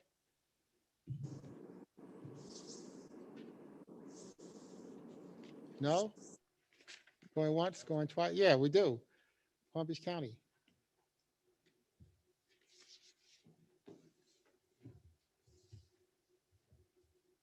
Thank you, Mr. Chairman and members. Just a quick Palmtran update that I wanted to provide. Thank you, Mr. Chairman. Todd Von Laren, Assistant County Administrator. Just a quick Palmtran update I wanted to share with you. First off, we're excited to be working with the TPA on the Safe Streets Summit and participating in that. So looking forward to that collaborative effort between Miami-Dade, Broward, and Palm Beach TPA. This month, we're distributing our new guidebooks, our 2021 guidebooks for Palmtran. And so those detail a lot of our rider information, our service charges, and so forth. So we have been distributing that along our routes. In anticipation of Black History Month, we will be wrapping some of our buses to commemorate Black History Month. That will be on one of our busiest routes. We'll probably have about 180,000 views of that wrapped bus. So I'm very proud to be supportive of some of the photos of African-American figures and leaders of the civil rights movement this coming February. Wanted to share just some statistics on our holiday service. Thanks to the Board of County Commissioners, we were able to institute holiday service on Palmtran. And July 4th, we saw ridership of 12,386 riders. Labor Day, 11,032. Thanksgiving, 4,031, Christmas 3,500, New Year's Day 5,623. So we're really excited about some of the enthusiasm about our holiday ridership and really grateful that we had the opportunity to serve those members of the public. Next week, we'll be providing a workshop to the Board of County Commissioners on our fare technology. It's going to be an update on some of the new integrated systems that we're working on. One of the things, to give you a sneak peek, is we'll be planning to launch our reloadable smart card, which will be called the Paradise Pass, that we're going to use. And we'll also allow for a new app that will provide for payment, as well as some new options such as 3- and 7-day bus passes that we haven't previously had. So just wanted to share with you a couple of the things that are going on in Palmtran. Thank you, Mr. Chairman.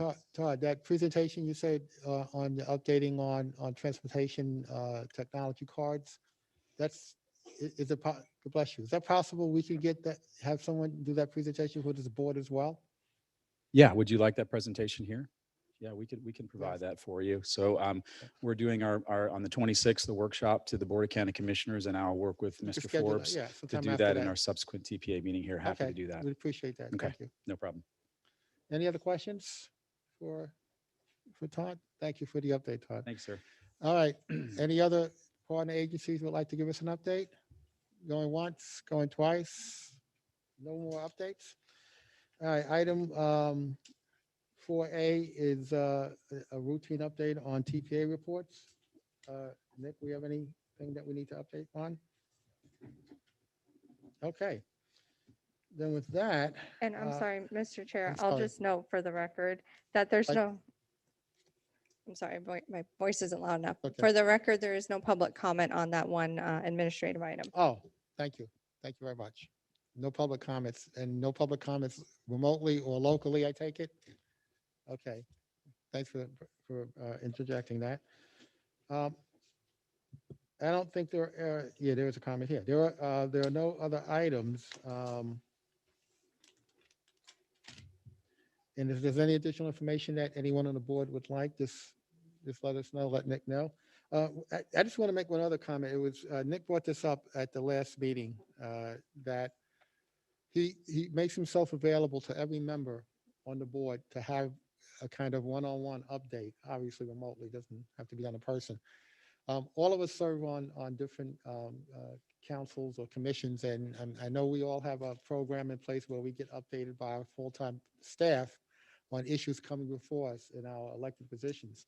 So I would ask you just to put that in a similar context in terms of getting your updates, your individual updates from Nick when that opportunity is available. It's kind of the same process I think we should try to integrate That way, everyone on the board is really getting as much information and can, have questions they have for Nick that he can provide follow-up and be better prepared when we come together to address many questions and issues. You want to add to that? Just add to that and say, yeah, I'd love to talk one-on-one with you. And honestly, they're two-way conversations. I want to know what's happening within your jurisdictions that the TPA can help you implement or support you on, and want to make sure that you're informed on the things that we're trying to discuss at a regional scale and implement together as a collaborative body. Okay. All right, there's no questions, then we have no further business before the board today, and we will stand adjourned. Our next meeting is February 18th. Can you believe it? We're looking at February already for 2021. We are adjourned. Yes, sir.